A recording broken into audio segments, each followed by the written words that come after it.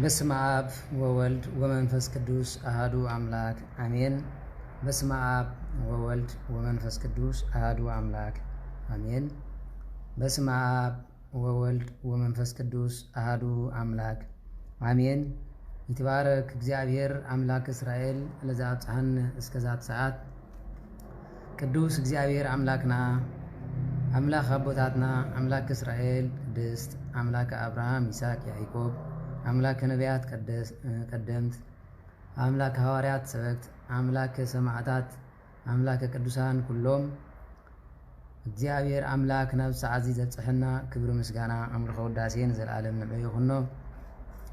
እመቤታችን ቅድስት ድንግል ወላዲተ አምላክ እነሆ በቃል ኪዳና ዓቂባ በአማላጅነታ ከብኪባ ስጋብ ሰዓዚ ዘጽሕትና ንዓውን ላቲ ስባት ክብር ምስጋና ንጽሐያ ሕርያን ቅዱሳን እግዚአብሔር አምላክ ናይ ዝዕለት ቅዱስ ሩፋኤል ከምኡ ድማ አቡነ ዘርአብሩክ ካልኦት እግዚአብሔር አምላክ ዝመረጾም እግዚአብሔር አምላክ ዘኽበሮምን ክብሪ ንኹሎም ይብጽሐዮም። በክርስቶስ ክርስቲያን በወልድ ውልዳን በመንፈስ ቅዱስ መንፈሳውያን ተሰመኹም ስድራ ቤት እግዚአብሔር አፍቀርቲ ቅድስት ድንግል ወላዲተ አምላክ በመስቀል ትምክሑ ኣብ መሰረት ነቢያት ሐዋርያት ተሃነጽኩም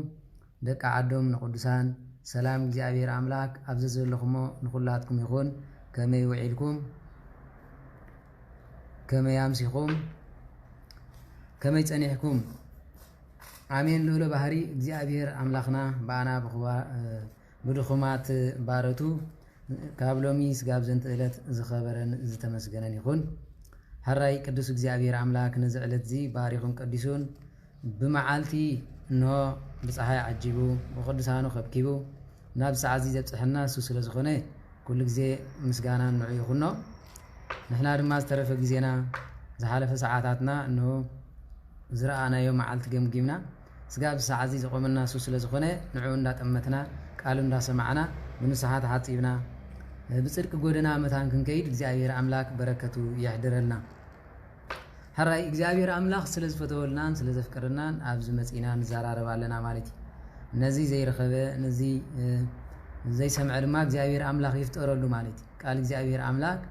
በዚ ሎሚ ክትሰምዕ ብጣዕሚ ኣዝዩ ደስ ዘብል ነገር እዩ። ስለዚ ብፍርሃት ኩላትናን እግዚአብሔር አምላክ እቲ ዝዛረብ ክዛረብ እቲ ዝሰምዕ መታን ክሰምዕ እግዚአብሔር አምላክ መንፈስ ቅዱሱ ሰዲዱ ኣብ ልዕሊ ኩላትና ብርትዑ ይዓድል ማለት እዩ። ሕራይ በዚ ኣጋጣሚ ብኤርትራ ዝኽበር ክብረ ኣሎ ማለት እዩ። መዓልቲ ሰማዕታት ተባሂሉ ዝፍለጥ ማለት እዩ። እግዚአብሔር አምላክ ክነኽብሮም ዝግባአና ንሰማዕታት ፕሮፋይል ለጢፍና ወይ ድማ ስሙም ጠቂስና ዘለዓለማዊ ዝኽሪ ንዓኻ ይኹን ኢልና ዘይኮናስ ናቶም ሓላፍነትን ናቶም ተወፋይነትን ዘሕለፍዎ ህይወት ታንሽቶ ዕድሚኦም ንደቂ ሰባት ኣወፍዮም ንዓና ድማ ዘረከቡና ነገር ብሓደራ ኣዴና ከይጠሚ ኣሕዋትና ከይፀሙ ካልኦት ደበሳ ክንከውን እዩ ነይሩ ማለት እዩ። እንተኾነ ግን ኣነ ንስኹምን ብዘይካ ኣፍ እዝኒ ዘይብልና ዓይንና ዕውር ኣፍንጫና ኣይሽትት እግርና ናብ ሰናይ ኣይከይድ ስለ ዝኾነ መልሓሰኛታት ጥራይ ኮይና ተሪፍና ኣለና ማለት እዩ። ስለዚ ክግበር ዝግብኦስ እቶም ንእሽቶ ዕድሚኦም ዘወፈዩ እግዚአብሔር ንዕኦም ኣብ ሰናይ ይቀበሎም። ምክንያቱ ንሶም ዕድሚኦም ከፊሎም ንዓና ጽኒሖምና እዮም። ንሕና ግን ስጋ ብጅን እንባዕልና ደም ንፋሰስ ዝተረፈ ዕድሜና ድማ ብዝሙትን ስኽራንን እንደገና ሕጂ እንኳ 20 ሰነ ኮይኑ ሰኺሩ ዝሓድር መሊዩ ማለት እዩ። ስለዚ በዚ ድዮም ዳኣ ዝኸብሩ ማለት እዩ። ክኸብሩ ዝግብኦምስ ንሶም ግብኦም ገይሮም ከይዶም እዮም እግዚአብሔር ሰናይ ይቀበሎም። ኣነ ንስኹምን ግን ክገብሮ ዝግባአና እንታይ እንድሕር ተባሂሉ ንሶም ዘረከቡና ሃይማኖት ብጽንዓት ክንከይድ ንዕኦም ዘረከቡና ገዳማት ክንሃንጽ ንዕኦም ዝረከቡና ወለድና ክንሕብሕብ እዩ ዳኣ እምበር ክልተ ዝወለደት ተሓደ ተሰዊኡ ተሓደ ንኤውሮጳ ከይዱ ተሓደ ኣይድውለላን። 5 ዝወለደት 4 ተሰዊኦማ እቲ ዝተረፈ ከዓ ምናምንቲ ኮይኑ እቶም ተረፉን ኣብ ዓዲ ዘለው መቃልስቶም መጋድልቶም ዘይፈልጡሉ ግዜ ዝበፅሐና ግቡእና ዘይምፍላጥና እዩ ማለት እዩ። ስለዚ ክቡራት ኣሕዋተይ ቀዲምና ዶ ካብ ዘለና ኣበሳ ካብ ዘለና ንጸሪ ሽዑ ብዛዕባ ሃገር ብዛዕባ ቤተሰብ ብዛዕባ ኩሉ ክንዘራርብ ንኽእል ኢና። ካብ እግዚአብሔር ዝረሓቐት ነብሲ ግን ምንም ዋጋ ይብላን ፈኸራ ኮይና እያ ትተርፍ ማለት እዩ። ስለዚህ ንዕኦም እግዚአብሔር አምላክ ኣብ መንግስቱ ይቀበሎም ነቶም ተረፍና ድማ ፍቅርን ስኒትን ሂቡ ካብ ዘለና ዓዘቕታ አውፅዩ ኣብ ዓድና ብፍቅሪ ሰላም ነብረሉ ግዜን ዘመንን ይግበረልና ስለዚህ ሰብ ክንዝ ተኸፈለላ በተሓደ ኻ ዝሕዝን ነገር ተሃልዩ ነቶም ነዚ ትሰምዑ ኣብ መሪሕነት ኣብ ስልጣን ዘለኹም ሰባት ድማ ንዓኹም ዘሕፍር መዓልቲ እዩ ማለት እዩ ጅግንነት ዘይኮነስ ዘሕፍር እዩ ብጻይካ መይቱ ኣደ ብጻይካ ተሳቂየሉ ግዜ ምሳኻ ዝደመ ዘይትዝክረሉ ተጋጊውን ሓንቲ መዓልቲ ዘይተሕልፈሉ ንሕር ኮንካ ወይ ጌጋ ሃልይዎ ዘይብሉ ናብ ሰብ ዘይተቕርበሉ ግዜ ስለ ዝበጻሕና እዚ ዘሪእና እንታይ ማለት እዩ ዓለም ብሙሉእ ብሰናይ ከም ዘዚ ተተሓዘ እዩ ማለት ስለዚ እዚ ዘሪእና ነቶም ነኽብሮም ብኸም ስለ ዝኾነ እግዚአብሔር ንዕኦም ዕረፍቲ ይሃቦም ንዓና ድማ ፍቅርን ሰላምን ይዓድለልና ንሃገርና ፍቅርን ሰላምን በረከትን ይዓድለልና ማለት እዩ ከምዚ ካበልና ናብ ትምህርትና ክነኣቱ ኢና ማለት እዩ ቀንዲ ትምህርትና ኸ እንታይ እዩ ንሕና ሰብ ኮይና ቤተሰብ ክንምስረት ሃገር ክነዕሪ ወይ ድማ ህይወትና ዓሪና ብዓብዪ ወዲ ሰብ ካብ ነብሱ ንሕረ ዕሪ ከባቢ ዝዕሪ ማለት እዩ ንነብሱ ጥዑይ ንሕር ኮይኑ ክዕረ ይኽእል እዩ ተዘይ ኮይኑ ግን ንባዕሉ ሕሙም ከሎ ሕሙም ኣሎ ኢሉ ናብ ሕክምና ምውሳዱ ንነብሱ ዘይምፍዋሱ ዓብዪ ሓደጋ እዩ ማለት ስለዚ እዚ ስለ ዝኾነ ክንገብሮ ዝግበአና ከም ዝረኣናዮ ኣሕዋትና ኣያታትና ዘይገበርዎ ኣዴታትና ኣቦታትና ዘይገበርዎ ኣባና ይርአ ኣሎ ማለት ስለዚ ዝተረኣየ ነገር ምናልባት ንገሊኹም ሓድሽ ክኾነኩም ይኽእል እዩ ንገሊኹም ከዓ ስለ ዝወፀ ገለገለ ሰባት ናብ ፀርፊ ትኸዱ ሰባት ኣለኹም ማለት እዩ ስለዚ ኣነ ሓደ መጠንቀቕታ ነቶም ኣብዚ ትሰምዑ እንትርዩን ንዕኦም ኣይትመልሱሎም ስለምንታይ እንተተጋጊና ኣርሙና እንተዘየለ ግን ንስኻ መን ኢኻ ዶ ገለ ደኢልካ ምፅራፍ ቅድሚ ንስኻ ንትሰብ ፀርፎ ዘለኻ ስኻስ መን ዲኻ ኩላትና ብሓጢኣት ዓለም ዝነበርና እግዚኣብሔር ቸርነቱ ብዙሒልና ብሰላም ንነብር ዘለና ሰባት ስለ ዝኾና እቶም ኣብዚ ትሰምዑ እንትርዩን ክቡራት ኣሕዋት ንዕኦም ክትምልሱሎም እንተጀሚርኩም ገና ትምስኦም ዘሎ ዝጫቃጨቕ መንፈስ ናባኹም እውን ሓሊፉ ንዓኹም ስቕያ እዩ ማለት እዩ ምስኦም ናይ ፀርፊ መንፈስ ከልምድኹም እዩ ናይ ሕሰብ ናይ ክፍኣት ናይ ደም ፍቕሪ ዝበሃል ኣይርኢኹም እዮም ስለዚ ከምዚ ካብ ኮነ እቶም ዝፃረፉ ኣፎም እግዚኣብሔር ኣምላኽ ትዕግስቲ ክቦም ቁልፊ ግበረሉ ጠባቂ ኣምላኽ ጠባቂ መልኣኽ ግበረሉ ኢልና ክንሓልፎም ነቶም ክፉእ ዝዛረቡ ክንፅልየሎም ዳ እምበር ምስኦም ክንፃራረፍ ክንመላለስ ኣይግባእን ምክንያቱ ናቶም ስቃይ ናቶም ክፋእ ናቶም ጭንቂ ናባኻ እዩ ዝሰግር ማለት እዩ ስለዚ ናይ መናፍስቲ ርቀት እዚ ስለ ዝኾነ ነቶም ከምኡ ዝብሉ እግዚኣብሔር ኣምላኽ ምሳኻ ይኩን ካሊእ ትረፍ ኣብ ሓንቲ መልእኽቲ ይሁዳ እያ ዘላ ማለት እዩ ኣብቲ ሓንቲ መልእኽቱ ቅዱስ ሚካኤል ስለ ስጋ ሙሴ ምስ ዲያብሎስ ኣይተኸራኸረን እንታይ ዳ ኢልዎ እግዚኣብሔር ይገስጽካ በሎ እዩ ስለዚ እግዚኣብሔር ይገስጽካ ካብ ሕማቕ ነገር ይባልህካ ኢልካ ሕልፍ ኢልካ ምኻድ እዩ ስለዚ ግደፍዎም ንሶም ንምንታይ ውሽጠይ ተተንከፈ ንምንታይ ንዓይ ጉርጉረኒ ኢሉ ሰይጣን ምናልባት ሰብ ዝፅሕፍ ዘሎ መሲልኩም ከይከውን ማለት እዩ ሓደ ሓደ ግዜ መንፈሳዊ ዓቕሚ ዘይምህላውና ምስ ሰባት ንካታዕ ዘለና መሲልና ምስ መናፍስቲ ንካትዕሉ ዘለና ግዜ እዩ እና ካብዚ ነገር እዚ ንዕኦም ኣይትመልሱሎም ብዙሕ ግዲታ ሃብዎም ጥራይ ንሕና ክንገብሮ ዝግባእ እግዚኣብሔር ፈታሒ ኩሉ ስለ ዝኾነ ኣብ ፀሎትና ንዘክሮም ካብ የውፃዮም ካብ ፀርፊ ካብ ሕማቕ ነገር የውፃዮም ኢልና ክንፀልይ ዝግበአና እሞ ኣብኡ ክነድህብ ይግባአና ማለት እዩ ስለዚ ተረፈ ሎማዓንቲ ካብ ግብረ ሰዶም ከመይ ጌርና ንወፅእ ቀንዲ ንግብረ ሰዶም ደፋፊኡ ዘእተወ ባህሪ እንታይ እዩ መቸም ሳዕቤኑ ካብ ወለዶ ዝመፅእ ካብ ከባቢ ዝመፅእ ርኢናዮ ነርና ሎማዓንቲ ግን ካብዚ ከመይ ጌርና ንውፃእ ካብ ሰዶም ምናልባት እዞም ባይነሪ ትበሃሉ ብፍላይ ኣብ ዓለም ብዙሕ ምስጢርና ይንፍለጥን ኢሎም እዞም ባዮ ዝበሃሉ ሰብ ሓዳር ኮይኖም ሰደማዊ ባህሪ ዝለመዱ እንደገና ሰበይቲ ከላቶ ናብ ሰብኣይ ዝኸይድ ኣሎ ሰብኣይ ከለዋ ድማ ሰብኣይ ተመሲላና ካልእ ትኸይድ ስለ ዘላ ነዚኦም ኣሕዋትና እዚኦም ካብዚ ዓዘቕቲ እዚ ክወፅሉ ዝኽእሉ ከመይ እዩ ኢልና መፅሓፍ ቅዱሳዊ ዝኾነ ባህሪ ወይ ኣብ ኣካሎም ዘለዎም ተፅዕኖ ዘለዎም ሕማም ዘለዎም ስቃይ እንታይ እዩ ዝብል ክንሪኦ ኢና እሞ ንሎማዓንቲ ግን ከም መምሃሪ መበገሲ ክኾነና ካብ ኦሪት ዘሌዋውያን ምዕራፍ 18 ቁጥሪ 28 ዘሎ ቃል ነታ ምድሪ እንተ ደኣ ኣርኪስኩምዋ ነቶም ቅድሚኹም ዝነበሩ ከም ዘጥፋኣቶም ንዓኹም ድማ ከም ዘጥፋኣቶም ንዓኹም ድማ ክትጥፋኣኩም እያ ይብል ማለት እዩ ስለዚ ነቶም ቅድሚኹም ዝነበሩ ሰብኣት ትካት ቅድሚኹም ዝነበሩ ሶዶማውያን ኣጥፊኣቶም እያ እሞ ንዓኹም ድማ ምድሪ ክትተፍአኩም እያ ስለዚ ምድሪ ነበርታ ትተፍአሉ ግዜ ኣሎ ማለት እዩ ነበርታ ትተፍአሉ ግዜ ኣሎ ስለዚ ካብዚ ምትፋእ እዚ ኣብ ዓድና ካብ ዝተረኣየ ቀዳማይ ምትፋእ ዝበሃል ሓደ ደብተራ ጠንቋሊ ምራ ገላጭ ዝበሃል ኣሎ ወይ ፈልፈልቲ ወይ ድማ ዘምናይ ሎሚ ኣውደ ነገስት ገንጽ ኢሎም ንዓ ኸሪኤካ ንዓ ኾብካ ዝብሉ ሰባት እዚኦም ኣብ ዓድና ርኢና ኢና ክታብ ክሰርሐልካ ቀመም ገይረ ክበካ ብምባል ገና ክታባት እንዳሃቡ ገና መቃብሮም ከማን ዘይተኸፍተ መቃብሮም ኣይተፋሕረን ማለት እዩ ገለገለ እስኪ ብዓድኹም መዘክሩ ገለ ክፉኣት ዝነበሩ ሰባት ካብ ክፉኣቶም ተንስአ ምድሪ ካብ ክፉኣቶም ዝለዓለ ኣይትቕበሎምን እያ ሓደ መቃብሮም ኣይፈሓርን ካልኣይ ድማ ምናልባት ተቐቢሮም እንድሕር ከይዶም እታ ምድሪ ትተፍኦም እያ ፎያ ትብሎም ማለት እዩ ምናልባት እግዚኣብሔር ተፈቒድልና ፍቓድ ኣምላኽ ተኾይኑ ደብተራ መንፈስ ከመይ ገይሩ ንወዲ ሰብ የጥቅዕ ሃገር ዘፅንት ዘሎ ኣብ ዓዲ ኮይኑ ቀንዲ ደብተራ መንፈስ እዩ ኩሉ ሰብ መንግስቲ ጥራይ ኢሉ ነቲ ክስታይ ዝገብሮ እምበር ተፅዕኖ ናይ መናፍስቲ ከም ዘለዎም ክርድአኩም ኣሎ ገለገለ ኣባላት መንግስቲ እውን ብኡ ከም ዝኸዱ ካብዚ መጽሓፍ ቅዱስ እንደገና ሰባት ከይተረፈ ብኸምኡ ተታሕዙ ብናይ እግዚኣብሔር መንፈስ ቅዱስ ክንሪኦ ኢና ብሓፈሻ ግን ሎሚ ናይዚ ግብረ ሰዶም ባህሪ እንድሕር ደኣ ከምዚ ኮይኑ ከምቲ ንቅድሚኹም ዝነበሩ ሰባት ከም ተፈአቶም ንዓኹም ድማ ምድሪ ክትተፍአኩም እያ ዝበሎ ኣብ ዘለዋውያን ምዕራፍ 18 ቁጥሪ 28 ንዓና እውን ከይተፍአና እንኳን እግዚኣብሔር ኣምላክ ይትረፍ ቅዱሳን መላእክት ቅዱሳን ሰባት ኣብዚ ምድሪ ዘለዉ ሰባት ይትረፍ ምድሪ እኳ ነበርታት ተፍአሉ ግዜ ወይ ድማ ምድሪ ነበርታት ተፍአሉ ባህሪ ማለት እንታይ ኮይኑ ቅዱስ ሙሴ ንለዋውያን ከምዚ ኢሉ ዝፀሓፈሎም እንድሕር ኢልና ካብ ምዕራፍ 1 ክንሪኦም ከለና ንሰደማውነት ባህሪ ናይ ህዛብ ባህሪ ናብ እስራኤላውያን ከይኣቱ እሞ ድማ ነቶም ከምኡ ዝገበሩ ሰባት ኣቐዲሞም ዘጥፍኦም ንዓኹም እውን ከጥፍአኩም እየ ክብል ከሎ ካብ ዝኸፍእ ነገር የለን ማለት እዩ ስለዚ ንለዋውያን ዳ ተጻሓፈ ኦሪት ዘለዋውያን ተባሂሉ ይጠቐስ እምበር ንሶም ሓሊፎም እዮም ታሪኾም ገይሮም እዮም ግን ኣብ ዓለም ሓድሽ ሓጢኣት የለን ሰደማውነት ቀደም ዝነበረ እዩ ሰብ ምቕታል ዝነበረ እዩ ክሕደት ዝነበረ እዩ ነዚ ኩሉ ግን እግዚኣብሔር ኣምላክ ንዝነበረ ከምዘይነበረ ገይሩ መስቀል ተሰቒሉ ስለይን ስለኹምን ኢዱ ዘርጊሑ ንዓለም አንጽሕዋ እዩ ጎይታናን መድሓኒትናን ኢየሱስ ክርስቶስ ንምንታይ ተሰቒሉ ንምንታይ ናብ ምድሪ መጽዩ መጀመርያ ሓጢኣት ኣዳም ከጥፍእ ድሕሪ ድማ ነቶም ኣብ ምድሪ ወሪዶም ዝነበሩ ኣጋንንት ክድምስስ ይመጽእ ማለት ስለዚ ንምንታይ ንዮርዳኖስ ከይዱ ናይ ባሕሪ መናፍስቲ ከጥፍእ ንምንታይ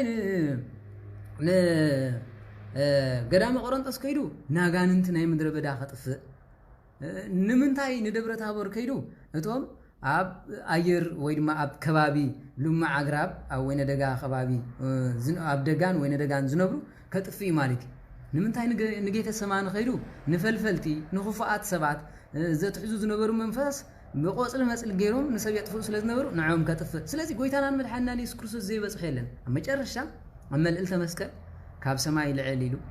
ካብ ምድሪ ልዕል ኢሉ ካብ ሰማይ ትሕት ኢሉ ተሰቕለ እዩ ስለምንታይ እንድሕር ተባሂሉ ናይ ኣየር ኣጋንንቲ ከጥፍእ ብዕርገቱን ብስቕለቱን ናይ ኣየር ኣጋንንቲ ኣጥፊእዎን እዩ ማለት ስለዚ መንፈስ ግን ይጠፍእ እዩ ኣይጠፍእን እኮ ክቡራት ኣሕዋት ኣይተረድአናን ሓጢኣት መጨረሻ እግዚኣብሔር ኣምላኽ ተዘይፈሪድዎ ወዲ ሰብዋን ናብ ጽድቂ እንድሕር ዘይከይዱ ርኩስ መንፈስ ዝበሃል ኣይመውትን እዩ ጎይታናን መድሓኒትናን ኢየሱስ ክርስቶስ ኣጥፊእዎ እዩ ንዲያብሎስ እውን ቃል ኪዳን ሂብዎ እዩ ንዓይ ዘይግዛእ ዘበለ ንዓኻ ዝብል ንዑ ሂብዎ እዩ ንእግዚኣብሔር ዘይትግዛእ ነብሲ ካብ ሱራ ተበርቂቓ ትጥፋእ ዝበለ ኮኑ ዲያብሎስ ሂብዎሉ ማለት ስለዚ ንእግዚኣብሔር ዘይተገልግል እንድሕር ኮይና ንመን እያ ተገልግል ማለት ንዲያብሎስ ተገልግል ተኮይና ኸ እንኳን እግዚአብሔር አምላክ ዲያብሎስ ምድሩን አይተቀበለን ያ ማለት ምድሩን አይተቀበልን ያ ስለዚህ ንስኻትኩም ነዛ ምድር እዚኣ እንድሕርዳ አርኪስኩማ ይብል ማለት ከምቶም ቅድሚያኩም ዝነበሩ ህዝቢ ክተፍአኩም ያ ስለዚህ ምድሪ ነበርታ እተፍኦሉ ግዜ ናይ ሰዶማውነት ባህሪ ማለት ስለዚህ ነዚ ሰዶማውነት እዚ ስለምንታይ ይኹም ዚሉ ጽሒፉ እንድሕሪና ካብቲ ምዕራፍ ሓደ ዘሎ እቲ ዘይግባእ ነገር ንሰዶማውነት ክነጥፍኦ ዝግባእና ስለምንታይ እንድሕር ተባሂሉ ሓደ ሕጊ እግዚአብሔር አምላክ ዝፈልጥ ሰብ እንድሕር ኮይኑ ካብ ሰዶማውነት ነፃ ኸውን ይኽእል ሎሚ ግን ወላ ኣብቲ ቤተ ክርስቲያን እንመላለስ ሰባት ብስምዒት ንኸይድን ብባህሊ ንኸይድን ዳእምበር ብፍርሃት እግዚአብሔር ንኸይድ ኣለና ኢለ ኣይግምትን እየ ማለት ተንኸይድ ነርና እሞ መናፍቃና ይምፈረዩ ተንኸይድ ነርና እሞ ሓደ ጻድቕ ኮይኑ ዓለም ዝኣኽላ ማለት እግዚአብሔር አምላክ ብዘይ ሓደ ጻድቕ ንሓንቲ ምድሪ ኣይገድፋን ማለት እያሃድግ ጋለ ሃገር ዘእንበለ ኣህድ ሄር ስለዚህ ንእግዚአብሔር አምላክ ሓደ ጻድቕ ከይገበረ ይገድፋን ኣብ ዘመን ሰብኣትካት ኖህ ኣብ ሶዶሞ አብርሃም ሎጥ ከምኡ እንዳበሉ በብሓደ ኸትርፍ በዓል ነቢ ኤርምያስ በዓል ነቢ ኢሳያስ በዓል ቅዱስ ዳዊት ውንኮ ኣብቲ ዓለም ከፊኣትሉ ዝነበረት ግዜ እኮ የመፅኦም ማለት በዓል ጎልያድ ንዓለም ኣብ ዘጥፍሉ በዓል ቅዱስ ዳዊት ኣምፂ ኸጥፎም ከሎ ንርኢ ማለት ስለዚህ ነዚ ኩሉ እዚ ሓደ ጻድቕ ግድፈላ ሕጂ እንኳ ጻድቕ ተሳኢኑ ይኮነን ግን ኃጢአት ዝበዝሕሉ ዓለም ስለ ዝኾነ ሰብ ናብ ኃጢአት ዘቋምት እምበር ናብ እግዚአብሔር ኣምላኽ ዘቋምት የለን ማለት ስለዚህ ከምዚ ካብ ኮነ ኣነ ንስኹምን ክንገብሮ ዝግባአና ንለዋውያን ተዋሃበ ሕጊ ለዋውያን ወይ ኣብ ኦሪ ዘለዋውያን እስራኤላውያን ዝተዋሃበ ሕጊ ወይ ድማ ንለዋውያን ካልእ ንህዝቢ ዝተዋሃበ ሕጊ ብለቀ ነቢያት ቅዱስ ሙሴ ንሶም ታሪኾም ገይሮም ፈጺሞም ሓሊፎም እዮም ተኾነ ግን ትጽሑፍ ኣይሓልፍን ቃል ኣምላኽ ኣይሓልፍን ህያው ኮይኑ ዝነብር ኃጢአቱን ተደጋሚ ትማለ ዝነበረ ኃጢአት ለሙን ኣብ ልዕሌና ነጊሱ ይኸይድ ስለ ዘሎ ክንገብሮ ዝግባአና ኣይና እንድሕር ተባሂሉ መጀመርያ እግዚአብሔር ኣምላኽ ዝጽየፎም ነገራት ካብ ቁጥሪ 1 ጀሚሩ ጽሒፍዎ ኣሎ ማለት ኣብ መወዳእታ ነዚ ዝገበረ ዘበለ ክተፋይዙ እስኪ በባሓደ ነንብቦ መጀመርያ ዘለዋውያን ምዕራፍ 18 ካብ ቁጥሪ 1 ጀሚርካ ማለት እግዚአብሔር ድማ ንሙሴ ከምዚ ኢሉ ተዛረቦ ንደቂ እስራኤል ከምዚ ኢልካ ተዛረብ ኣነ እግዚአብሔር ኣምላኽኩም እየ ተመልከቱ ኣምላኽነቱ እዩ ዝቕድም ማለት ቀናእነቱ እዩ ዝቕድም ማለት ሽዑ ኣነ እግዚአብሔር ኣምላኽኩም እየ ከም ግብሪ እታ ዝነበርኩምዋ ምድሪ ግብፂ ኣይትግበሩ ምክንያቱ ግብፂ ዝነበርኩምላ ዓዲ ባዕዲ ዓዲ ክፍኣትያ ከማ ኣይትግበሩ ከም ግብሪ እታ ኣነ ናብኣ ዘእትወኩም ሃገር ከነኣን ድማ ኣይትግበሩ ከነኣናውያን ዝገበርዎ ኢያሪኮ ከባቢ ዝነበሩ ድማ ናብኣት ምስኣትኩም ድማ ከምኣ ከይትገብሩ እግዚአብሔር ኣምላኽ ቅድሚ ናብ ኃጢአት ምኻድና ኃጢአት ነጊሩ ኣይትግበሩ እዩ ዝሰደና ማለት ስለዚ ኣዳም ክፍጠር ከለኮ ንባዕሉ ሕጊ ተዋሂብዎ ማለት ካብ ኣዳም ስጋብ አብርሃም ዝነበረኮ ሕጊ ዘይነበሮም ኮይኑ ይኮነን ግን ብጽሑፍ ተሰኒዱ ዳ ኣይምበር ብልቦኖም ቀሪጹ ዘንብሮ ሕጊ ነይሩ እዮም ኣዳም ካብዚ ኣይትብላዕ ተባሂሉ እዩ አብርሃምን ንዓኻ ዝመስል ንእግዚአብሔር ዘገልግል ምሳኻ ዝኸውን ይገረዝ ከምዚ ይበል ይልሂብዎ ኣብ ሊቀ ነቢያት ምስ መጸ ግን ደቂ ሰባት ብልቦኖም ስሒቶም ብጽሑፍ ዝኣምኑ ብጽሑፍ እውን መርትዕ ኮይኑ ንጽባሕ ዝኸሶም ምዃኑ ስለ ዝፈለጠ ጽሑፍ ከምብረሎም ከሎ ኢና ንርኢ ማለት ስለዚ ተመልከቱ መጀመርያ ናይ ግብፂ ግብሪ ከም ኣይትግበሩ ናብ ምድረ ከነኣን ምስእተኹም እኳ ነቶም ኣብኣ ዝነበሩ ህዝቢ ዝገበርዎ ኣይትግበሩ ክብል ከሎ ኢና ንርኢ ማለት ኣይትግበሩ ብስርዓቶም እውን ኣይትንበሩ ተመልከቱ ንሕና ናይ ዓድና ስርዓትን ናይ ህዛባዊ ኣካይዳን ንኸይድ ዘለና ሰባት ኢና ደባሊቕና ይኩ እንደገና ኣነ እግዚአብሔር ኣምላኽኩም ብሕግታተይ ንበሩ ትእዛዘይ ከዓ ሓልው ስለዚ ሕግታት ዝሃቦ እንታይ እዩ ትእዛዝኹ እንታይ እዩ ዝብል ብኡ ክንነብር ንሱ ቀዲሙ ሓጊጉ ስለ ዝሃበና እዩ ማለት ስለዚ ኣነ እግዚአብሔር ኣምላኽኩም እየ ሕግታተይን ትእዛዘይትን ሓልው እቲ ንኣታትኩም ዝሕሉ ሰብን በአን በህይወት ክነብር እዩ ኣነ እግዚአብሔር እዩ ስለዚ ንሕገይ ዝሕሉ ዝነበር በአን ክነብር እዩ ሕጊ ንባዕሉ ናብራ እዩ ጽድቅ እዩ ማለት ስለዚ ሓደ ሰብ እኳ ቀረባ ዘመዱ ምስ ዝኾነት ብግብረ ስጋ ኣይራኸብ ተመልከቱ ቀረባ ዘመዱ ዝበሃል ዘሎ ስጋ ብሸውዓተ ተወለዶ ማለት ኣቦታትና እሞ ኣብ ናይ ሃም መጽሓፍ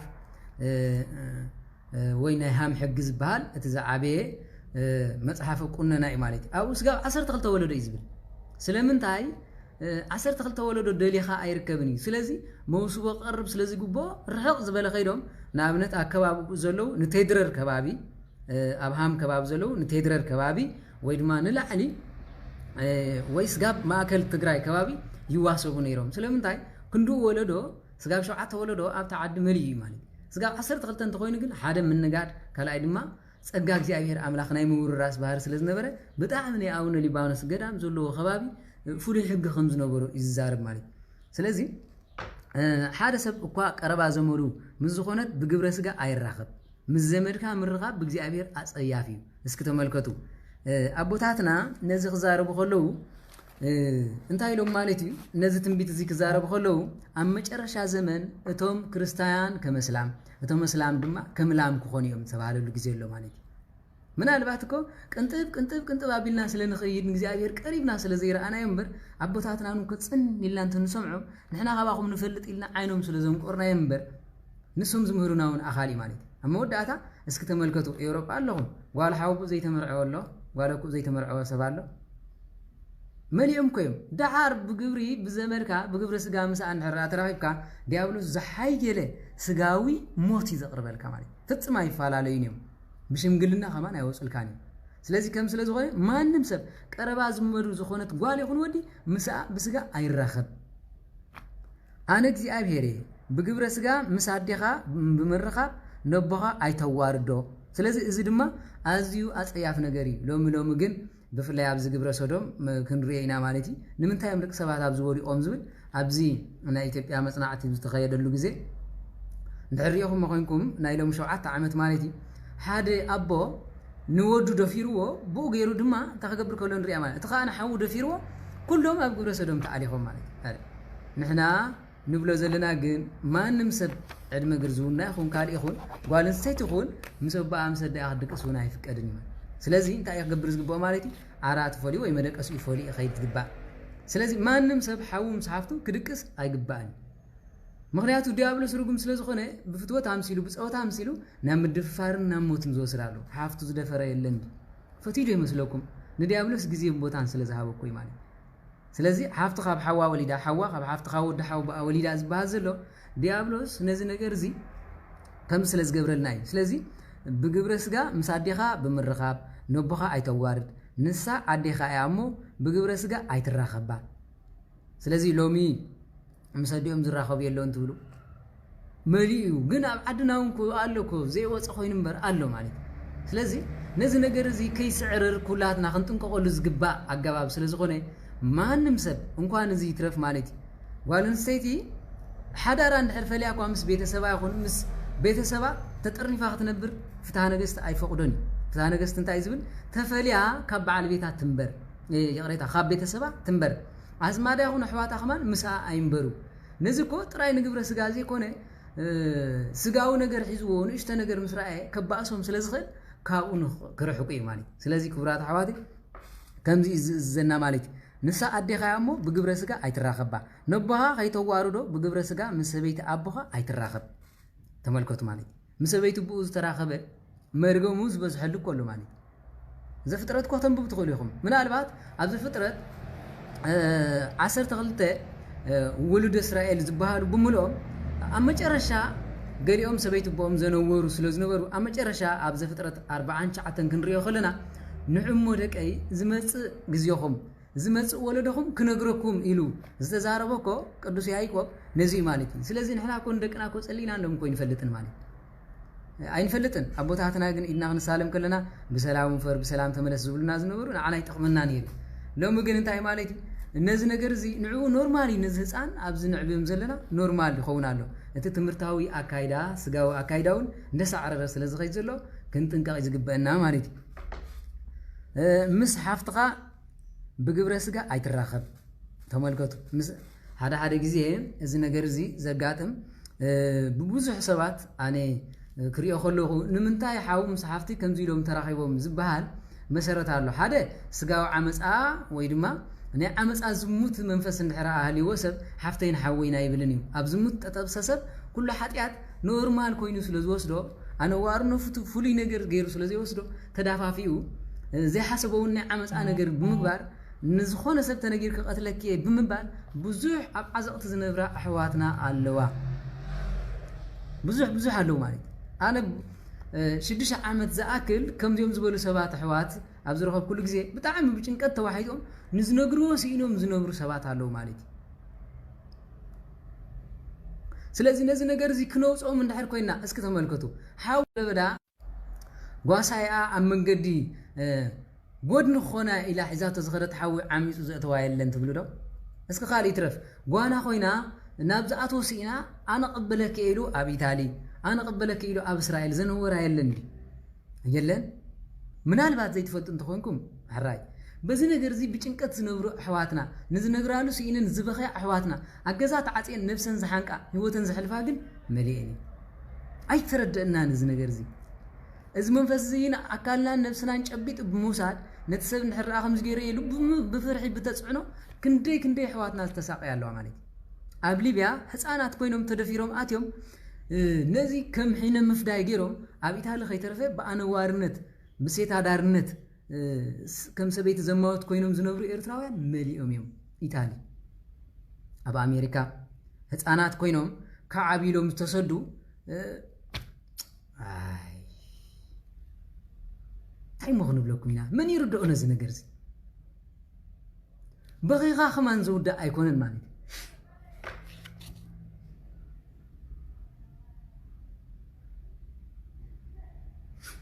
نزيهم من يسب كون اللهم مالك نزيهم من يخوصهم بيت كريستيان ندحر سلازيهم زي تبكو خينا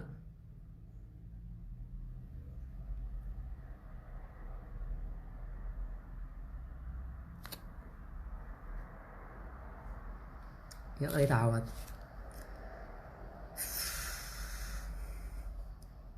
ታዲያ ነዚኦም መን ይጽሓዮም መን ኣብ ጎረቤቶም ኮይኑ ንዕኦም የማኽሮም መን ይውጻዮም ካብዛ ዓጠቕት እዚ ኩሉ ግዜ ጭንቀት ኣነዚ ንዓይ ጭንቀት ዘትሕዘኒ ማለት ሓደ ግዜ ናባኻ ክድውልልካ ከለውት መንፈሳዊ ልገሳ ክትልግሰሎም ከለኻ እንታይ እዩ ክብሎ ነዚ ኢልካ ትጭነቐሉ ግዜ ኣሎ ጓለይ ጓል ተመርዓ እንታይ ክገብር በጃኻ ዓቕለይ ፂብኒ ብትፈትዋ ኣምላኽ ክብሉካ ከለዉ ኣነ እንታይ ሞ ክገብር እዮም ተማኣነ ዝረኸብኩም ጥራይ ማለት سبسان خنتا يخونو مال حدا راغو ما قلت بيت كريستيان نزيوم حوات زيوم نموصا نغاي مالك نزيوم كمزي عزقت اتيم زلو حواتنا من يوصايوم كاتو خلو الناس حقو اتيم مس غبره سدماوان كراخو نعوم مسخرو تراخيبهم موص سينم عقلهم صيبهم كان بيتسب تفليم كبخي زنبرلو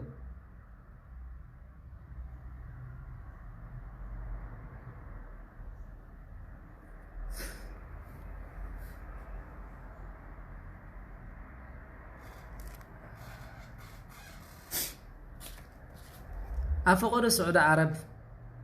أفقد الجبسي نجنزب لهم آتيهم مساج قبر الله تباهلهم بنيشت نجر آتيهم موسى سينو تحنيق نزمتها مليئنا له جمد صغير نزر كبنا ينون مليئنين من يوس أين بيت كريستيان انتاي قداي أبز قداي زي كل جزء خامج رجع نتمابشن كزلو حواتنا موسى عليه محشد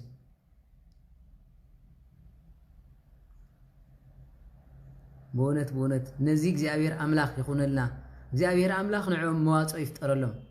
بچنكت توحيتهم أكالهم من مينو كسورح يقولون نابديهم ناببو ما يدون كلا بعلي فلت انتا قبر لنا انتا تعبز هادئة أما بالز بس حلوكو بزي أنو وارنت زي بزي دفرت زي أكالهم سلزتوالا شوي ولا حانتي تردنا نزي نقرز سلازي كبرات حوات كنوز أولو نخيل قليليو نزيابير كله قليلي ግን መኻርን ድሕር ዘየለ ዘካርን ድሕር ዘየለ ግን ብስቃይ ክነብሩ ግድን ይማለ ስለዚ ነቲ ሕግ ብምፍላጥ ክንወጽ ይግባ ኣይናይ ዘይግበር ኣይናይ ዝግበር ኣብዚ እንታይ ማለት ሰበይቲ ቦኻ ኣይትራኸብ መስሓፍትኻ ብግብረ ስጋ ኣይትራኸብ ኣብ ቤትካ ትውለድ ወይ ድማ ኣብ ገዳም ትውለድ ምስታ ቦቦኻ ወይ በዴኻ ሓፍትኻ ዝኾነት ብግብረ ስጋ ኣይትራኸብ ማለት ጓል ሰበይቲ ቦኻ ወይ ድማ سبع عدها زولدا أي تراخب مالك إزي حفت خير موي تراخب مالك سلازي إزي نجار إزي دا بس حنا جننا يخير على مالك لو ما أنت هيدا سجال لنا أبوينا أنت تراخبا أنا نسامكو زمدنا يبلنا بمبالز جبر نجار مسحف كل ساو خوينو أي سمعوني مالك سلازي مسحف كل سجن قال سبيت بخا وي قال سبيت سبع عدها أي تمرعو أي توالد يزبل مالك مساب سجا أي تراخب نرسها كي توارد مسقال ودخا وي مسقال قالكا بقبر سقا اي تراخب سلازي قال ودخا قالكا بسقا اي تراخب زبل اكزابير املاخ تصولو حقتاتي مالتي كاب ابوها استولدت حابتخا امو مسقال سبيت ابوها بقبر سقا اي تراخب مس اموها بقبر سقا اي تراخب نسا قربا زمد ابوها مس حابت النخا بقبر سقا اي تراخب نسا قربا زمد اديخا نحاو نعبها زي توار كي تواردو من سبيت بجبر سجا أيتراقب سبيت حوخا مالي مكان سبيت حوخا حو بخا مالي سبيت حوم زورس يلون دم كاب سبيت حوم زولد يلون دم يلين تبلو أبعدنا زكو جبر سلوم أيترد أنان زموت جبر سلوم من ببيني زموت زبال أمنزرا أبو زفلته جزاها تخيلك ويدما وسنيلك نزمت تعطي أكون فات زموت مالت جن نجزي وقت ودقت خيل ويدما ودقت السيل كاتخدو كل زي فتو كاتخونه اتي نقوامي اتي دما خمس نابل كاتخدو يوتي مالت سلازي كمزي زبل مالت قربا زمد ادي خا نحاو بخا كي تواردو مسبيتي بغبر ايتراخب نسا حابتي ابو خيا مسبيتي ودخا بغبر سغا ايتراخب نسا سبيتي ودخا نحاوكا زي تواردو كي تواردو مسبيتي بغبري ايتراخب مسبيتي مس قوالا بقبر سجا أيتراخب قال سبيت خامالي إحنا نفلتهم أبزكوا كندي تشجروا كندي إنك الزغنم بخمس زلمو دلو مالتي سلازي تناديت عاتون تنقعات كتكونا كابزنا جرزي ندق خن بسنة مقبار كستستمرا حدا راي بالمالتي سلازي زخول أنا وارنت جزء أبير تصولي مالتي وين مسقال قوالا دما بقبرس جا يتراقب نساتن قرب عزمدن ينمو جبنيو سبيتها بيوت أخلا أبرسا نحبتا أيتأتو تملكت زومها مالك زومها أيت المد مالك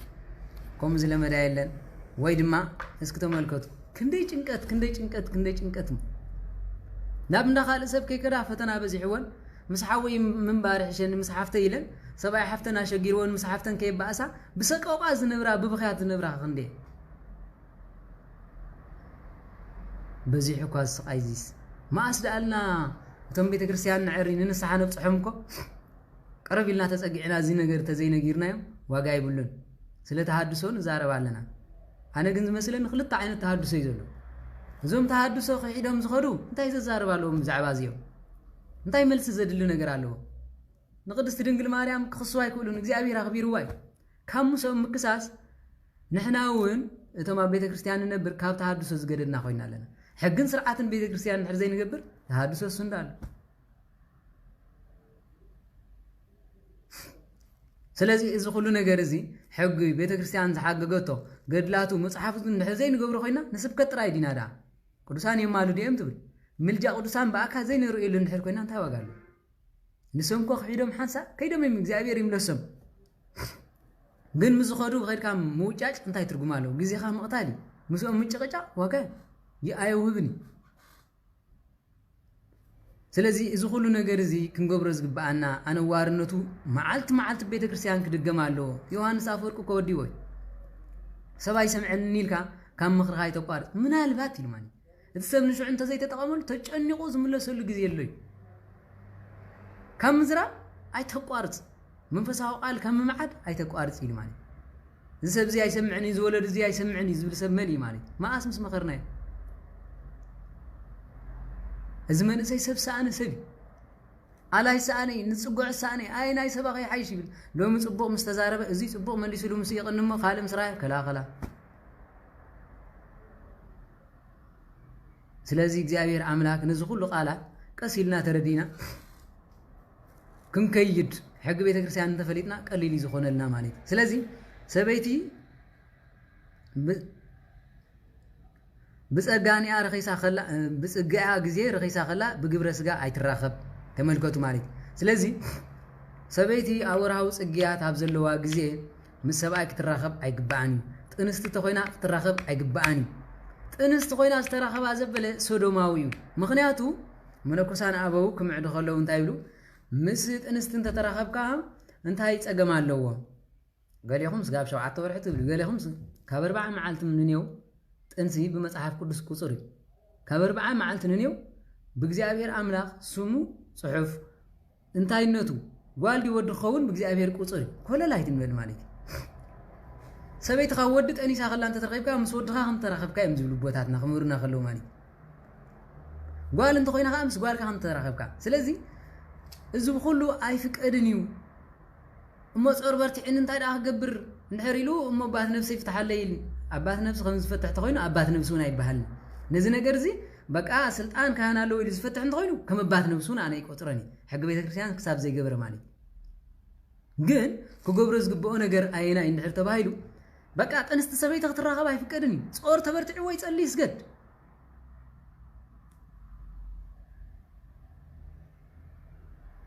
እዚ ማለት ካላይ ነዴታት አብዛለዋ ግዜ ወርሃው ጽገይ ዝባል ማለት እዚ ፔሬድ ግላመለት ብሎ እዚ አዘራርባ ባዕዳውያን ስለዝኾነ ይትረፈና ወርሃው ጽገ አብዛለዋ ግዜ ምስ ሰበይት ከምርኻብ አይፍቀድኒ ሪኦም ናይ አውናን ታሪኽ ሪና ኢና ማለት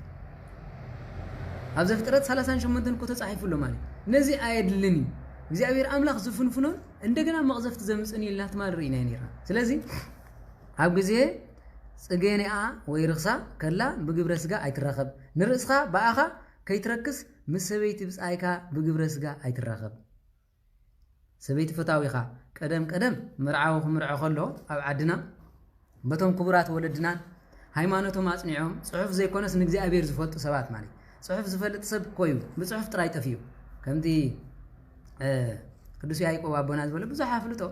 تعبيتي زول صح هب تعبيتي زول رقكا قدم سبيت تمرعو خلا حق خمين يروح حق بيت كريستيان مجمريا بزي تكليل تمرعو أو أرثوذكس أي نبرتن بزي كازي كاب إنجليزين طاليانن أتعزو زيهم يمتم كفاءن سولومون حزام زموت أنا وانا مالك أنت زي كوينو سبعي من سبيتي 4 معالت خيط أم غمان يمرعني نلب خونكم محرام زبالالو سبيتي تحرمو بمسرته ناب سبعي كدم مخادع تكليل كدم مقبارة 4 معالتي تتصوم كلها قچا دا غشا دا بلعت وي دما درق قچا دا بلعت ما يندا ستيت تصنح زي دما بمنفساونتا تبركع تتولدو ولاد دما بروح كخول سبعيون كومو صيمو يصنح مو تماعيدوم تكليل غيروم تمريقوم نغزوم يخلو يمكرو እንደገና قريبم እንደገና خم بحدش مالتي دحر 7 معالتي يمرعو نيرو ما انم سب كمرعو نحر كوينو 4 معالت صيمو صليو قدوس قربان وسيدو دحريو منس قرب 4 معالت خم صنحنا نفلت مالي تزي كوينو ግን لو من ري زلنا قدوس قربان وسد سب دحر 3 معالت خراخبي زبل يلن 7 معالتي زخلكلنا حنا زرخص سبون نبيت كريستيان كأتو قدم 7 معالتي نيرو ناس 3 لو مغانا صحي عراب غيرهم مالو مالي سلازي إذا حق زي إنها ترف يخيد الله بيت كريستيان كنت دفير آيات خيزلا ملو معلت بيت كريستيان نوع لنا كلاتنا نسعاتنا مالدي حنا ملاليت هيقات أمنا مالدي بحق بيت كريستيان سلسعنا لنا جنزب نسابور اللي لنا الدراش نعنا زغون ممهار خنقبراين خلن مالدي بيت كريستيان تابوتان من تاي كم زيري رقص نسد ما ونت المعبال كيكون سلازي زين حركوينو دحان اسكي كنا عبو مصي سغاز مصنا بتزازوزنا سنخيد ግን معلتاو ቤተክርስቲያን كناتو نخيل دينا بحافشاونكو ቤተክርስቲያን تزوزو دحر قداسه ማንም ሰብ زقدس ካህን كمان انت زي كوينو مسكال اي ካህን كوينو خاطنبر ማንም ሰብ دحر قداسه ቤተክርስቲያን كاتو حق ቤተክርስቲያን አይፈቅድን دحر قداسه ማንም ሰብ አያቱን ምክንያቱ መላእክት ከመጽኸለው ዘነጠበር ፍራፍ ናይ እግዚአብሔር ወልድ ስጉ እንደሙን አኪቦም نتوما بحثاويان أبرخا زنبرو خم زبلو عوميم زنقرنا مالي قدم قنا بوتاتنا من ألبات سبتو موتي عرفا مسكر يلين كال اسل زبلو أبدق سلام يقومت أمو صحايم سعربت قن تقدا سخان مسيو نبيتاي ملسانيرو زين فلتو خاوب بوتاتنا عمالي لو مقن ما نمسب مستقدسي صولس زقبرالو لحر قداسي أبو خيدو تسأل سبالو اسكدهان أب سرعات حقن بيت كريستيان كن قبرز قبنا بعقمنا انتا يزبل أبوهن بتصح مالي نلو مقن نلوم ግን زعا قبر سلام نزارب ማለት ስለዚህ ነዝ ስለዝኾነ كن قبر ዝግባአና ጌርና እንተኸይድና ቤተ ክርስቲያንና ተኸብር ንሕናኻ ማዕረግ ንውስኽ ጸጋ ንውስኽ እግዚአብሔር ድማ አኽሊል ዳይበና እምበር አይዋርደናን ማለት ስለዚህ كن قبر ዝግባአና እዚ ማለት ቀደም ከም ዝበልናዮ ሓደስ ባለንስተይ ተኽትምርዖ ከላ ዓርካ ይመጽእሞ ስጉ እንደምን ምስ ወሰደ ንሱ ኸይር ክሳ ተባሂሉ ንዓም ኣመንጎኦም ኮይኑ 7 መዓልቲ ይሕልዎም ነይሩ 7 معالتي حلوة مو ما عركي توابن قال كيدان غيري عركنت ناتكا بصحاتنيا عركنت كقبر كلون غاز كمزي ازا امسلت حيزو قال كيدان اقدم خان محيلو عرك زخون عرك راس مالي اتا عرك راس دما نشوعات معالتي مساء حدرمو عركي قال كيدان غيري زيابير فريتن صقيتن يغبركم ميلو مريق يخيد سباي مسبيت يراخبو قدس ولادي ولد نيرو لو مغن كوم يلن مالي سلازي تمحرام زنبره كومينيرو لو مغن اتباله حاسيسو اتسبكت وين كم زمسلني طراي سقيل كان ابكال ጫፍ ሸንጢፍና ስለንኸይድ ዘለና ሓደ ግዜው ንተሰብኽ ሰብ ስለዘይ ሰማምዕ ዘይገበረ ስለዝኾነ ሸተት ኢሉ ይዝሐልፍ ማለት ከምኡ ዝበሃል ግን የለን ሓቂያ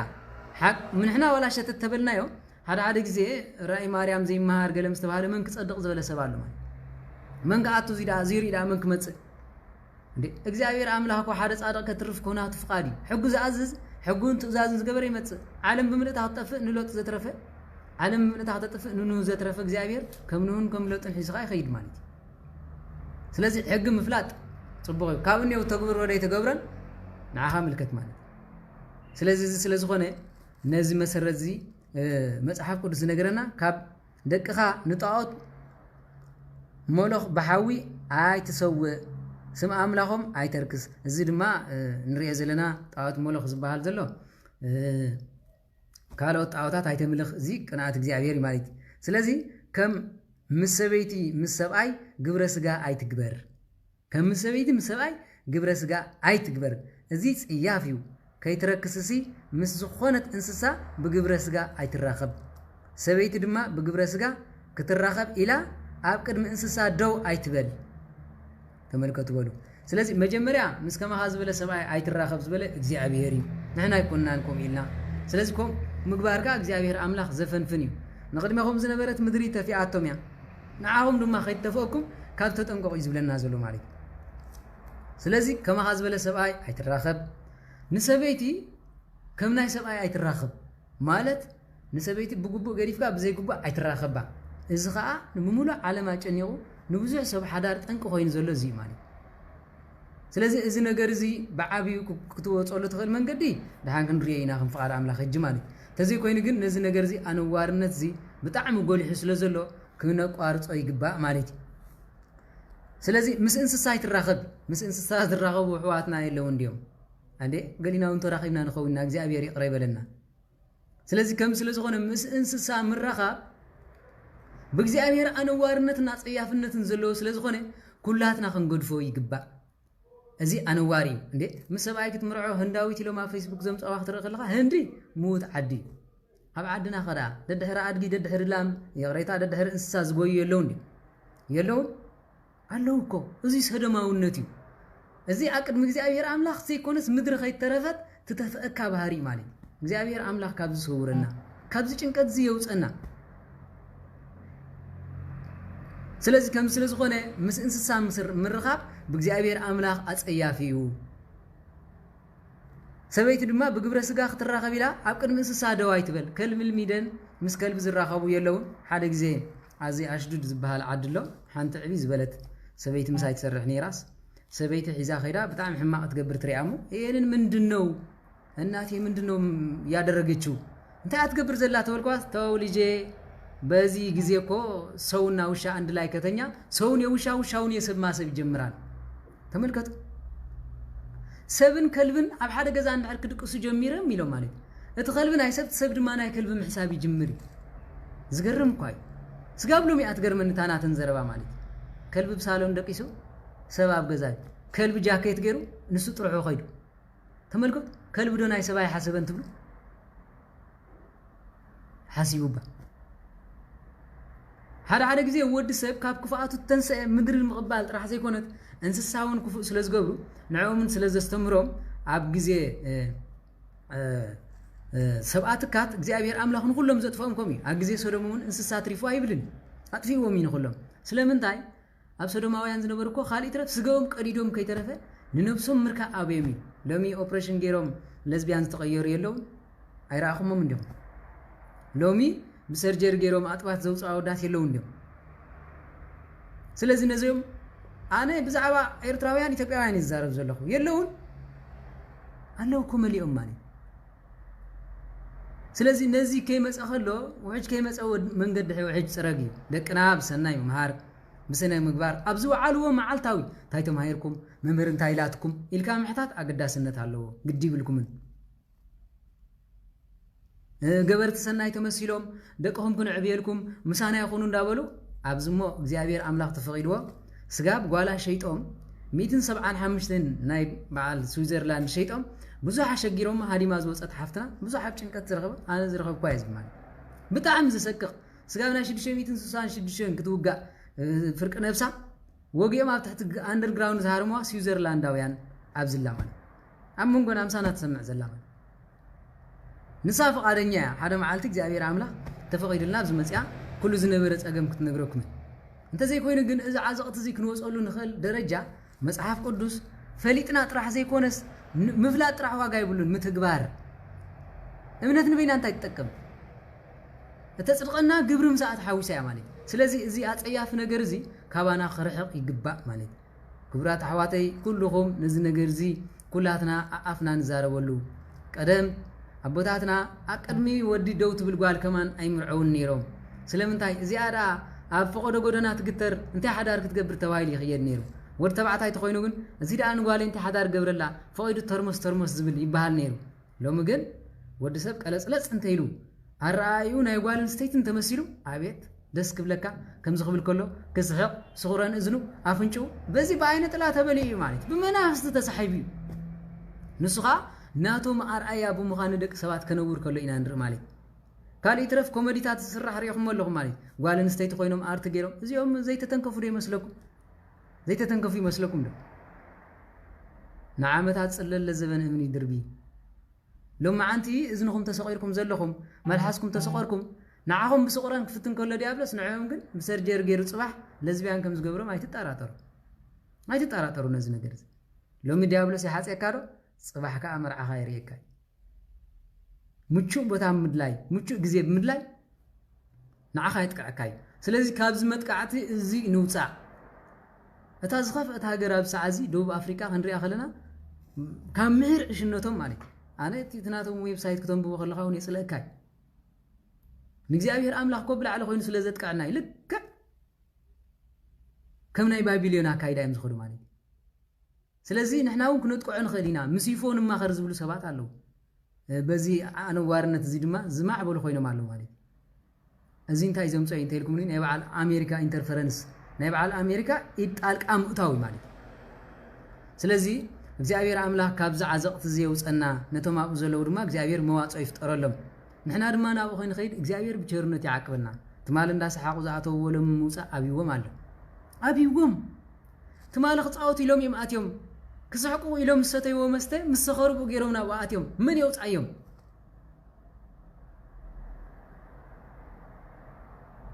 ስለዚ ነዚ ነገር እዚ ኣነዋርኑ ፈሊጥና ክንጥንቀቕ ይግባእ ምስ እንስሳ ዘይምርኻብ ጓል ኣንስተይቲ ይኹን ወዲ ተባዕታይ እንኳን ምስ እንስሳ ራብ ምስ እንስሳ ክድቅስ ኣይፍቀድን እንታይ ኣምፅኦ ሰብን እንስሳን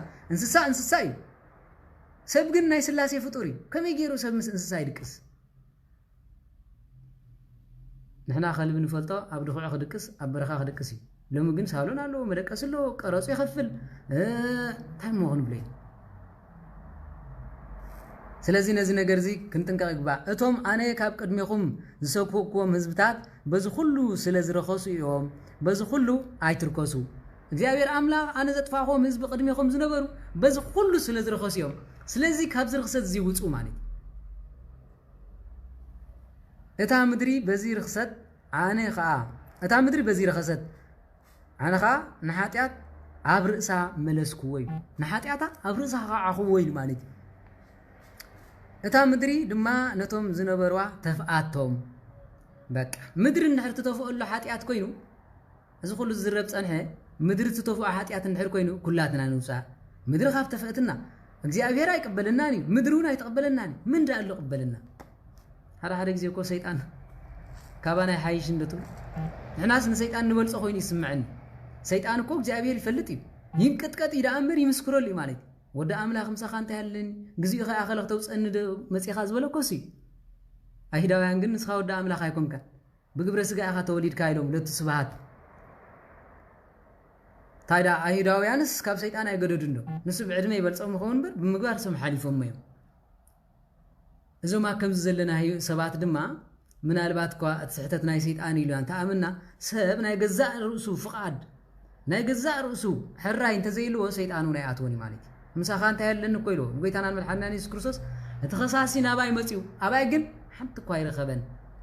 ምክንያቱ ንጹሃ ባህሪ እዩ ንሱ ምንም መንቅብ የብሉን ኣምላኽ እዩ ሰብ እዩ ሰብን ኣምላኽነቱን ብምሉኡ ፈፂሙ ዝኸደ እዩ ማለት እዩ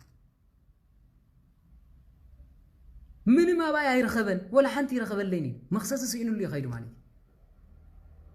ንዓና ግን መኽሰሲ መሊእና እዩ ዓይንና ካብ ጠንበርበር ኣፍና ካብ ሓሶት እግርና ናብ ሕማቕ ካብ ምኸዳ ኣይቋረፀን ስለዚ ዲያብሎስ ኩሉ ግዜ ኣብ ዝባንና እዩ ዘሎ ስለዚ ነዚ ካብ ኮነ ነታ ምድሪ ረኺሳ ዝነበረት ኣነ ተፊእዋ እዩ ማለት እዩ ኣይተቐበላን እታ ምድሪ ድማ ነቶም ዝነበርዋ ተፈኣቶም ንስኻትኩም ግና ሕግታተይን ትእዛዘተይን ሓልው ወዲ ዓዲ ኮነ ወይ ኣብ መንጎኹም ዝነብር ጓና ካብ ኩሉ እዚ ፀያፍ እዚ ገለ ኣይትግበሩ እዚ ኩሉ ፀያፍ እዚ እቶም ቅድሚኹም ኣብኣ ዝነበሩ ህዝቢ ገይሮምዎ እዮም ስለዚ እታ ምድሪ ረኸሰት ነታ ምድሪ እንተ ደኣ ኣርኪስኩምዋ ነቶም ቅድሚኹም ዝነበሩ ከም ዝተፋእኩም ንኣኻትኩም ድማ ክተፋእኩም እየ ካብዚ ኩሉ ጽያፍ እዚ ዝገበረ ዘበለ ሰብ ካብ ህዝቡ ይወገዝ እቲ ቅድሚኹም ዝገበርዎ ዝነበሩ ርክሰት ስርዓታት ኣይትግበሩ ብኡ ከዓ ኣይትርከሱ እቲ ክትሕልውዎ ኢለ ዝኣዘዝኩም ሕጊ ሓልው ኢሉ ስለዚ ነዚ ኩሉ ዝሃበና ሕጊ ሓሊና ኢና ክንከይድ ዝግበአና ማለት እዩ ስለዚ ናብ ግብረ ሰዶም ዝኣተውሉ ኣሕዋት ዳ ስለምንታይ እዩ እንድሕር ተባሂሉ መጀመርያ ስለ ግብረ ሰዶም ብዙሕ ነገር ተጻሒፉ መጽሓፍ ቅዱስ ወላ ኣብ ሮሜ ኣብ ቀዳማይ ጢሞቴዎስ ምዕራፍ 2 ቁጥር 9 ጓል ንስተይቲ ክትገብሮ ዝግባኣ ወዲ ተባዕታይ ሮሜ 6:12 ብምሉእ ዝኮን እዩ ማለት እዩ ቀዳማይ ቆሮንቶስ ብዙሕ ግዜ ኣብ 7 ምዕራፍ 7 ምዕራፍ 3 ተቂስዎሎ ማለት እዩ ኣብ ዘዳግም ኣብ ዘጻአት ድማ በቃ ሰብኣይ ናይ ሰበይቲ ሰበይቲ ናይ ሰብኣይ ልብሲ ኣይትግበር እዚኣ ብእግዚአብሔር ፍንፍንቲ ኣይ ነዚ ኩሉ ፍንፍን ነገር ንግደፍ ግደፉ ኣይዋፀን እዩ ነዚ ዘዕረና ኢና ሃገር ንብል ዘለና ብእውነት ነዚ ከይኮነ ከሎ ሰብ ወዲ ሰብሲ ግብረ ሰዶም ሒዙ እንድሕር ሃገር ክመርሕ ኮይኑ ጽባሕ ናይ ለዝቢያንን ናይ ኦምን ባንዴራን ፈልቢሉ ሰብ ብባንዴራ ክበኣስ እንዲና ንሪኦ ዘለና ሓቀይ ናይ ነይቲ ባንዴራ ንምምፃእ ኢኹም ትበኣሱ ኣለኹም ናይ ነይቲ ማለት ነታ ናይ ግብረ ሰዶም ዳ ከይትኸውን ግብርኩም ዘይዕረኸ ግብረና ዘይዕረና እንታይ ዓይነት ባንዴራ ኢና ክንተክል ማለት ባንዴራና ቀዳማይ ባንዴራ ናይ ክርስቲያን መስቀለ ክርስቶስ ቦይና ከዓ ንመክሕ ብዘይካ መስቀል ናይ ጎይታይን መድሓኒን ኢየሱስ ክርስቶስ ትምካሕቲ ዘበለ ኩሉ ካባይ ይርሓቅ ሐዋርያ ብርሃን ዓለም ቅዱስ ጳውሎስ ዝተመክሐሉ ብመስቀል እዩ ማለት ኣነ ግን ብመስቀል ብክርስቶስ ምካሕ ኣለኹ ኢሉ ማለት ብዘይካ እሱ ኣብኣ ተሰቂሉ ንዓይ ድማ መድሃኒት ዝኾነ ብዘይካ ካልእ ትምካሕቲ የብለይኒ ከም መስቀል ክሒድኩም ሃሌሉያ ትብሉ ዘለኹም ብሰመነት መንደብ ተነዲፍኩም ኩልኹም ንፈልጥ ኢና ማለት ናይ ዜና ማዕከላት ኣብ በዓል ፍራንስ ዘለኹም ናይ ግብረ ሰዶም ኣነ ሚት ካሚት የርግፀኛ በዚ ነገር ጥርጣር የብለይ ዝፈልጦም ሰባት ስለ ዘለዉ ማለት ማሕበርናቶም ኮይኖም ናይ ሰዶማውያን ናይ መናፍቃን ማሕበር ኮይኖም ኣብኡ ከም ዘለዉ ሚት ካሚት የርግፀኛ ማለት ስለዚ እቲ ዜና ዝወሃብ ዘሎ እኳ ካብ መን ምዃኑ ይፈለጥና ኢና ማለት ጥራይ ጽቡቕ መፅኡ ኣሰና ጽቡቕ ኢላ መንሽሙ ጽቡቕ ኢላ ኢና ንብል እምበር ሙታት ኢና ዘለና ስለዚ ኣሕዋተይ ንሰምዑ ካብ መን ምዃኑ ፍለጡ ካብ መን ከም ሰማዕኩም ከም ተማሃርካ ዘክር ኮይ ዝብል መጽሓፍ ቅዱስ ተነሳሕ ትምህርትና ካብ ሃዋርያት ትምህርትና ካብ ኣቦታትና እንተኮይኑ ናብዚ ነገር እዚ ኣይንኣትም ስለዚ ነዚ ኩሉ እዚ ከእትዎ ዝኸኣለ መጀመርያ ንወዲ ሰብ ናብ ሰዶማውነት ክደፍኦ ዝኸኣለ ብኸመይ እንድሕር ዳኢልና መጀመርያ በፃንነት ከሎ ወዲ ሰብ ብምድፋር ስለ ዝተደፍሩ ድማ ብብዙሕ ብዕልግና ይኸዱ ማለት እዩ መጀመርያ ከም ዝበልናዮ በፃንነቶም ከይትነግሩ ኢሎም ደፊሮም ኣብ ሕማቕ ወልፊ ኣብ ሕማቕ ክፍኣት ስለ ዘእተዎም ካብቲ ህይወት ክወፁ ስለ ዘይክእሉ ከምኦም ዝበሉ እንዳዓበይ ብምኻድ ንሰዶማውነት የጋኑ ማለት እዩ እቲ ካልኣይ ድማ ብስኽራንን መስተን ማለት እዩ ስኽራን መስተ ዘየድሊ ነገራት ኣብዚሕ እንድዕራ ዝኸይድ ኮይኑ ሰብ ኣነ ዝፈልጦ ሓደ ሓዊ ነይርኒ ማለት እዩ ብዚ እግዚአብሔር ይመስገን ሎም እኳ ጽቡቕ መንገዲ ሒዙ ኣብ እግዚአብሔር ይዝነብር ግን ከመይልካ ናብ ሰዶማውነት እዚ ኣቲኻ ኢለ ኣርቂቐ ክሓቶ ከለኹ እንታይ ኢልኒ ማለት እዩ መጀመርያ ኣነ ሰኺረ እየ ነይረ ጓል ኣንስተይቲ መሲልኒ ከይደ ግን ምስ ከድኩ ቁርብ ፍለጠኒ ስለ ዝነበረ ዘይኩሉ ሓደ ኢለ ኣትዮ ምስ ኣተኸዎ ግን ነቲ ወዲ ተባዕታይ ምስ ተራኸቦ ሰኺሩ ስለ ዝነበረ ገንዘብ እውን ስለ ዝነበረ ሰኺሩ ከሎ ከዓ እቶም ግብረ ሰዶም ተራኺቦሞ ማለት ኣነ ብእስራኤል ዘለዎ እዩ ዝነግረኩም ማለት ምስ ተራኸብዎ ኣቦ ቢሉ ህይወቱ ኣእምሩ ስሒቱ ማለት መውዳእታ ግን እግዚአብሔር ረዳእ ስለ ዝኾነ 24 ሰዓት ኣብ ጎለጎታ ኮይኑ እንዳጸለየ እንዳበለ በት ዝነበረና ብቴሌፎን እንዳተራኸብና ብኣካል እንዳተራኸብና እግዚአብሔር ይመስገን ኣብ ንስሓ ህይወትን ኣብ ቅዱስ ቁርባንን በቂዑ ብሰላም ይነብር ኣሎ ስለዚ ንሱ እኳ ከምዚ ገይሩ ስለ ዝኣተወ ዘጋጠሙ ነገር ግን ብጣዕሚ ኣጸያፊ ሓደ ፈሳሲ ካብ መቐመጩ ዘይክልከል ኮይኑ ካልኣይ ብማሕከኽቲ ናይ መቐመጩ ተሳቂዩ ክወፅኦ ዘይክእል ጉዳይ ነይሩ ስጋብ ጸበል ዮርዳኖስ ንኸይድ ብጣዕሚ ዘየቕርብ ሽታ እዩ ነይሩ ማለት ነዚ ነገር እዚ ወፂ ግን እግዚአብሔር ኣምላክ ሂቦ ካባና ዝበለፅ ሎሚ መኻሪና ኮይኑሎ ማለት ካልኦት ሰባት እውን ኣለዉ ግን ነቲ ኣብነት ዘጋጥሙ እየ ዝነግረኩም ዘለኹ ማለት ስለዚ ነዚ ዘጋጥሞም ሰባት ብስኽራን እንድሕር ሃልዩ ስኹር ዝገብሮ ይፈልጥን እዩ ካልእ መንፈስ ሒዙ ደፊኡ ስለ ዘውድቆ በዚ ነገር እዩ ዝኸይድ ማለት እዩ ሓንቲ ጓል ኣንስተይቲ ድማ ብለዝቢያን ኣትያ ከባቢ ክሊ ካብ 22 ስጋብ 26 ዓመት እያ ትኸውን ብኸመይ ኣቲኺ ይብላ መጀመርያ ምሳያ ትሰርሕ ነይራ እዚኣ መጀመርያ ጻዕዳያ ማለት እዩ ተሓንቲ ከዓ ሓበሻ ብኸመይ ኢኺ ናብዚ ኣቲኺ ማለት ወዲ ተባዕታይ ብንቡር ምስኡ ፈቲንክ ትፈልጥ ዶ ክብላ ከሎ ወዲ ተባዕታይ ኣነ እንኳን እንድኽራኸቦ ጥራሕ ነብሱ ተሪኦ ኣካላተይ እዩ ዘንቀጥቅጥ ብጣዕሚ ጽላኢ ዘሕድረለይ ዲልዶን ገዚኤ ናይ ወዲ ተባዕታይ ጎማ ገዚኤ ክራኸብ ከለኹ ግን ሰብነተይ ዝበሃል ኣበይ ከም ዝኣተኹ ኸማን ኣይፈልጦን ኢላ بتعم قريب من مالي كابزي وزيك توصل تدلي دليا يدلي إجن أي كالني لا بقى أي كالني كدك سخلها كل جزء بتشنكته بكنينا مدك أسجير يدكس تس على جزيرة ما مستساتي بموسيقى دخيمة خدك سالني لا أبي أزقتي زنبرو مالي أنت إرتراويت جن كحتى خلقه مجمرة مس بيت سبا ركب يبلان بيت سبا يتشقاقوا سلازخونو جينا منيش تخلى وصيا حجاز سلسانت حنت ممهرت هازنبرت تحجزامو أنا بزح نجرك حجزك إلا بقرص أب ملك عسل زراعت نسخكو أكم زبوتان الحرة سريع حكي بودي بيلدين زلوا نجرات الحرة خي بتعمي قرص خد صبغيو نبزح نجرون نفاشين شو كنت ساتف تغيري خي بمبال حبابي لنا أخت توخلا نسا ناي مساج كله تعلن ندابلت مساج ندالمدت بوجيرا حجازي تاون سلزخونت كواني تا سلزخونت كس بقس نابواتيا هجيجن أموداتا بحنسا كينن أفران استمرعين حدار قبران أما أخت وصلت دليلو I don't know كابز بلص هيوت على لي أمني وصني ግን ክትዕለን ግን ደስ ይዝብለኒ ሓደ ግዜ ክትዛረብ ንኽላ ስለዘጭ እንቀን ግን በቃ ስሕት ይልካ ደውለለይ ወይ ከዓ ባዕለይ ክደውለልክ አሕዋተይ ስራሕ ሲና እኮ ይኮናን ስራሕ ኮለና ንሰርሕና እኮ እግዚአብሔር ይመስገን ማለት ታይም ሞይዝ እንታይ ዝህወት ማለት بخمسة تساقين زنبرا أحواتنا ملئين مالي سلازي زيدلي ندا مساج زيدلي فيزيوثيرابي نقبر لنا دو كم زسقلوا يقبروا لنا لو ندابلكم تمصوا ملكفتي بتعامي أسكاقي كالاي أبعال سعود عرب هبكال هاجر تام ساز نبرت عمان بعلا بتعامي تقربا جنزب توسخا تقمت لباس لزنبرت بس تاتي حمم سلزخونكو بس كم سلزخون قبر لي ندابلت ندالمدت أنا سبعة يفوتني خمس جير إذا رخبمو نصب على خمس جير كجبر الليلة تديلون جير أمس ترخب على ميداتا أمو داتا تقول أنت أتبر مالتي كل جزية ترخب كلها لبات سلزريعة دحر خندق جزية يملسني نير مجمر يعني معي تملاس فترة اللي أجزاء سنة سن كل جزية إنق نيره أمو داتا جن مع التوخم جبر أمس جمر كويلا نبع علي مع الخندق يزلو إلى مفتان جميرات مالتي نبع على فتنو جميرات مس وعالكم مثل هات تكون مسحات ياتنيان توعيلك كم يخاطروا مسارق توعيلك هذا ما صارق خاطروا مس بوليتيكيان توعيلك بوليتيكيان طريقه خاطروا انكو عندهم كل غزي نحنت معلت مالي سلازي ذا سبزيا قسيلا بو سلازي لمرتم وداتا ادمي اباخين كتمرعو تدليدو انا ود زبال فتينا يفلطني ولا وندس هيبلنني ግን ውላድ ደሊ ናፍቀ ሓደ ግዜ ግን ሳታይ ትብላ ማለት ዘር ኮምጽኪ አማ ሐፀንክ ከምዝ ጌርኪ ትራንስፕላንቴሽን ይዝባል ትራንስፈሬሽን ብምስግጋር ዘርኢ አምጽኺ ክትወልድ ትኽእል ይኽ ስለዝበለታ በኩሎኒን ዝቅመጥ ዘር እሎ መጀመሪያ አና ሓደራ ዝብሎ ውላድ ዝኣበይኩም ሰባት እንድሕር ሃሊኹም ዘርኢ ኣፍሪጅ ተቐሚጡን እግዚአብሔር አምላክ ውላድ ክበኒ ኢልካ ምሕሳብ ሞኝነት ዕሽነት ዘበት በእግዚአብሔር አምላክ አጸያፊ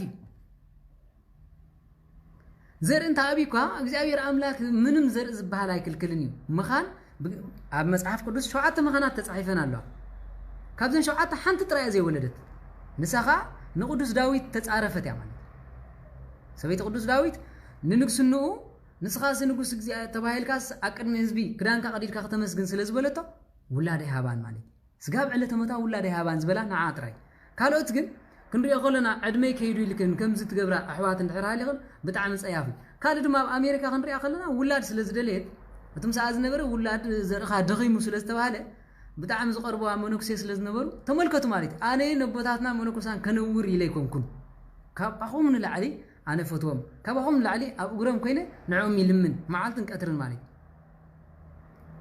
كامناتكم زر نحر وسيدو كتولد تخليو أنا منوكسي سلز بولو زر أطراي زر إنا ندل خباهم سلز بولو زر زهابولو مالك زر إين سوم تمنوكسي زر إيبو نقتولد مالك تاريا زي منكوس إنه ما يفرسون كم يجرو زي خون عرب جاهم كابزيج إنك تزينو تا بونت እግዚአብሔር አምላክ ሰብ مفتعرو ተጣዓሰዝ ተባሃለሉ ነዚ ማለት ነዚ ከይራና ኢና ንሰማዕታት ክንخبرنا ሃገር ክንከውን ንብል ዘለና أتمعواتي أو تعزيكم بويلا ميتكم كلكم هاجر كتمرح سماي هاجركم بينا إجار بينا سجاجار ثم على حدا حاونا بصحف كان يركماني هاجر بس أولت هاي مسألة كهان بداويتو من سيب برتو أيمسا تاريخ أبوتات كازين فلاتكا ندحريت كم شنت جمل كي تخيل ومكان دبس أولى تترف كارتا خي ترفلت في اللاز خدك زي أبير هاجرنا قدست أسر إجرا كيف ليه قدست دنجل ماريام بغارتا قميتات اللاز خدت هاجرنا نايب حق خاريا خاوين على سلز فتغا يقوم الكامالي يقرمي تاريخنا نفلت أنا صلي كايكون كون وي صلي سبا يكون كون جد أنت تاريخ سكن فلوت أصبح بابيلنا مالي سلازي نزي نجر زي حوات تجاني قوم زنبرو بزيوم مالي سلازي كم زلوم دو نجر سلازلو بجاخن أتم عرب هاجر زلهم أحوات كابندا مساج أتم قالوا دماء أبصعدوا أبز تل أبيب أبز يروساليم زنبرلون بزحات إن مساج تريحن أب حماق هو تأتين موسى الساعة لوا جنزب بزح سلازلو تراي ميتن مالي جن نتتقبل له زل خاصة حدا لكفت منفس كابي خاتمس تسبسكو بقدس قربان تهانس نجي أبير زجلجل نجي أبير زمسجن كوي كونه كتحزو عرق أنا يسب كترخمني فقيد الكمالي ممكن نسوا أبوتاتنا سويت من السماء يخرجها بكلكوا أبتحت خبرتان بزي أسرمات انتقوين مبرهات غير خرجها مصحف قدوس آي فوق دوني عليك أدام نسويت مسرائي حفر يبلنديو أي حفر انديو قرمو مستقنطته حفرة ريو كم زيد لنا إيدو أي بخير اندي قوصلي تشفن اندي حاتيات يقال عكا قدسنا لما يشفنك سلازي حواتي كم زيد لنا مخادنا كوان اكزيابير نوار مخانو رسعنا يدينا نبي إزغيز اللذي سب سلازي نزي نقرزي بخمس سلازاتو موسى أسونا مالك قال انت هالوزي بمبال بفلاي أب 70 سبيتن باس قدادنت كم غير كان خاطر بمبال بخو غير ما قد يدومن افتح بصيحهم ناب قال زاتو خامل يوم مالك زيومو مليمين سلامنت عين سبيتكم كم تغبروا እግዚአብሔር አምላክ ኮፍንፍኒ ፍርዱ ከቢድ ኮይ እንዴ ሰይፈ መላእክት አብልዕ ለና እዩ እሞኸሙ ጌርና ኻን እግዚአብሔር አምላክ ንምልኩ ዲና ስእሊ ቅዱሳን ከሎ ዲ ማለት ይገዛና ኮም እንዳ ገበርና ስእሊ ቅዱሳን ታሊ ንሱ አይከሰና ይخصስን ፈርቃን أري فرد سلازي إذا كل زي نقبر زلنا كنتم قولي جبا نزوم حواتنا أبسلوا معون نزعته بخمس سلازخونه كلاتنا خابزنا جرزي كنوتسن كنتم قولني جبا سلازي إتقال دما جبو زي كنا مرخاب مبزعته عبين برستي كالوت زعم سلو قال كساعة ما كتانا خفا زي جبو متنخاف دما أنا ويزا متس بمسرته كم زي عينتها ساعة ما خمزي عينتها تناخفا عيد لنسلزخونه كله ودي خون قال جبو أيكونن مالتي ور تبعتها علمي نحر آخيلو كابكم زبالة تبعتها ونرحق إلى ترك أساس زبالة أي سلمتها نافت زي أنا واري كم تحدث حفايز بلو متشم عبز فيسبوك زيت سمعي له لو مسي لكن هذا يكون سأدقنا إنسانا كي ترفن التنقل يلو صحافة صبريين يرمالي سلازي نزنا قرزي لو مكو إنسانا كي ترفن التنقل نخل جزي مالي هت أنا تجن بتعامي كنت أبابا من كن حلوة مني قبا سلازي إتوم أكو مع عينة زلهم يوت كتوصلوا تدخلوا من قد انتايو نحرت بايلو متمن قد قليل هذا مجمري از حجزي كم زي كاب كونه እግዚአብሔር በዲለ حماق غير قدمي خايلካ ملقاس مبكاي ማለት እግዚአብሔር አምላክ ካብ ዓዘቅት እዚ አውፀኒ ማርያም መግደላዊት አይወፀት እንዲያ ወፅያ እኮ ያ ካብ ዓዘቅት ሞት ካብ ዝሙት ወፅያ ኮን እግዚአብሔር አገልግላ እንኳን ንስኩም ንጎይታ ዝሰቀለ ቅዱስ ሳውል ወይ ድማ ሐዋርያ ብርሃን ዓለም ጳውሎስ ንእግዚአብሔር በዲሉ ምዃኑ መስፈለጠኮ ልቡ ተሰይሩ ብርሃን ዓለም ተባሂሉ ተሰይሙ ንዓናይን ንዓኹምን ዝገድፍ ክታቡ ገዲፍልና ኸይዲ መጽሐፉ ማለት ስለዚህ ነዚህ ነገር እዚ ንስሓ ልዕሊ ዝኾነ ነገር እዩ ግን ዘለኹም ሃገር ንኣብነት ኣብ ዕራብ ሃገር ቀሺ ትረክብን ኢኻ ኣብ ርሑቕ ኣብ በዓል ኣሜሪካውን 6 ሰዓት 5 ሰዓት ኢኻ ትኸይድ ከምዚኦም ዝኣመሰሉ ሰባት ከንታይ ንግበር እንድሕር ኮይኑ መጀመርያ ሓጢኣትኩም ከም ደብዳቤ ጸሓፍዎ እግዚአብሔር አምላክ ንስኻ ትሪኦ እዚ ሓጢኣት ኣለና በጃኻ ይቕረበለለ ኢልኩም ትስኢዱ ንሸውዓተ መዓልቲ ዝኣክል እቲ ሓጢኣትኩም ኣብ ቅድሚ ስእሊ ኣቐምጥዎ ማለት ኣብ ሰብ ዘይሪኦ ንስኹም ጥራይ ትሪእዎ ኣብኡ ትገብርዎ ድሕሪ ሸውዓተ መዓልቲ ከምዚ ጌርካ ኣቃፅለለ ኢልኩም ኣብ ሽምዓ ጌርኩም ኣቃፅልዎ እግዚአብሔር ዘቃፅል ኣምላኽ ንንስሓ ሞት ከብቅዐኩም ምናልባት ሓደ ሰብ ዘይተረድኦ እንድሕር ሃልዩ ናብ ካልእ ከም ትርጉሞ ርጉፅ ነገር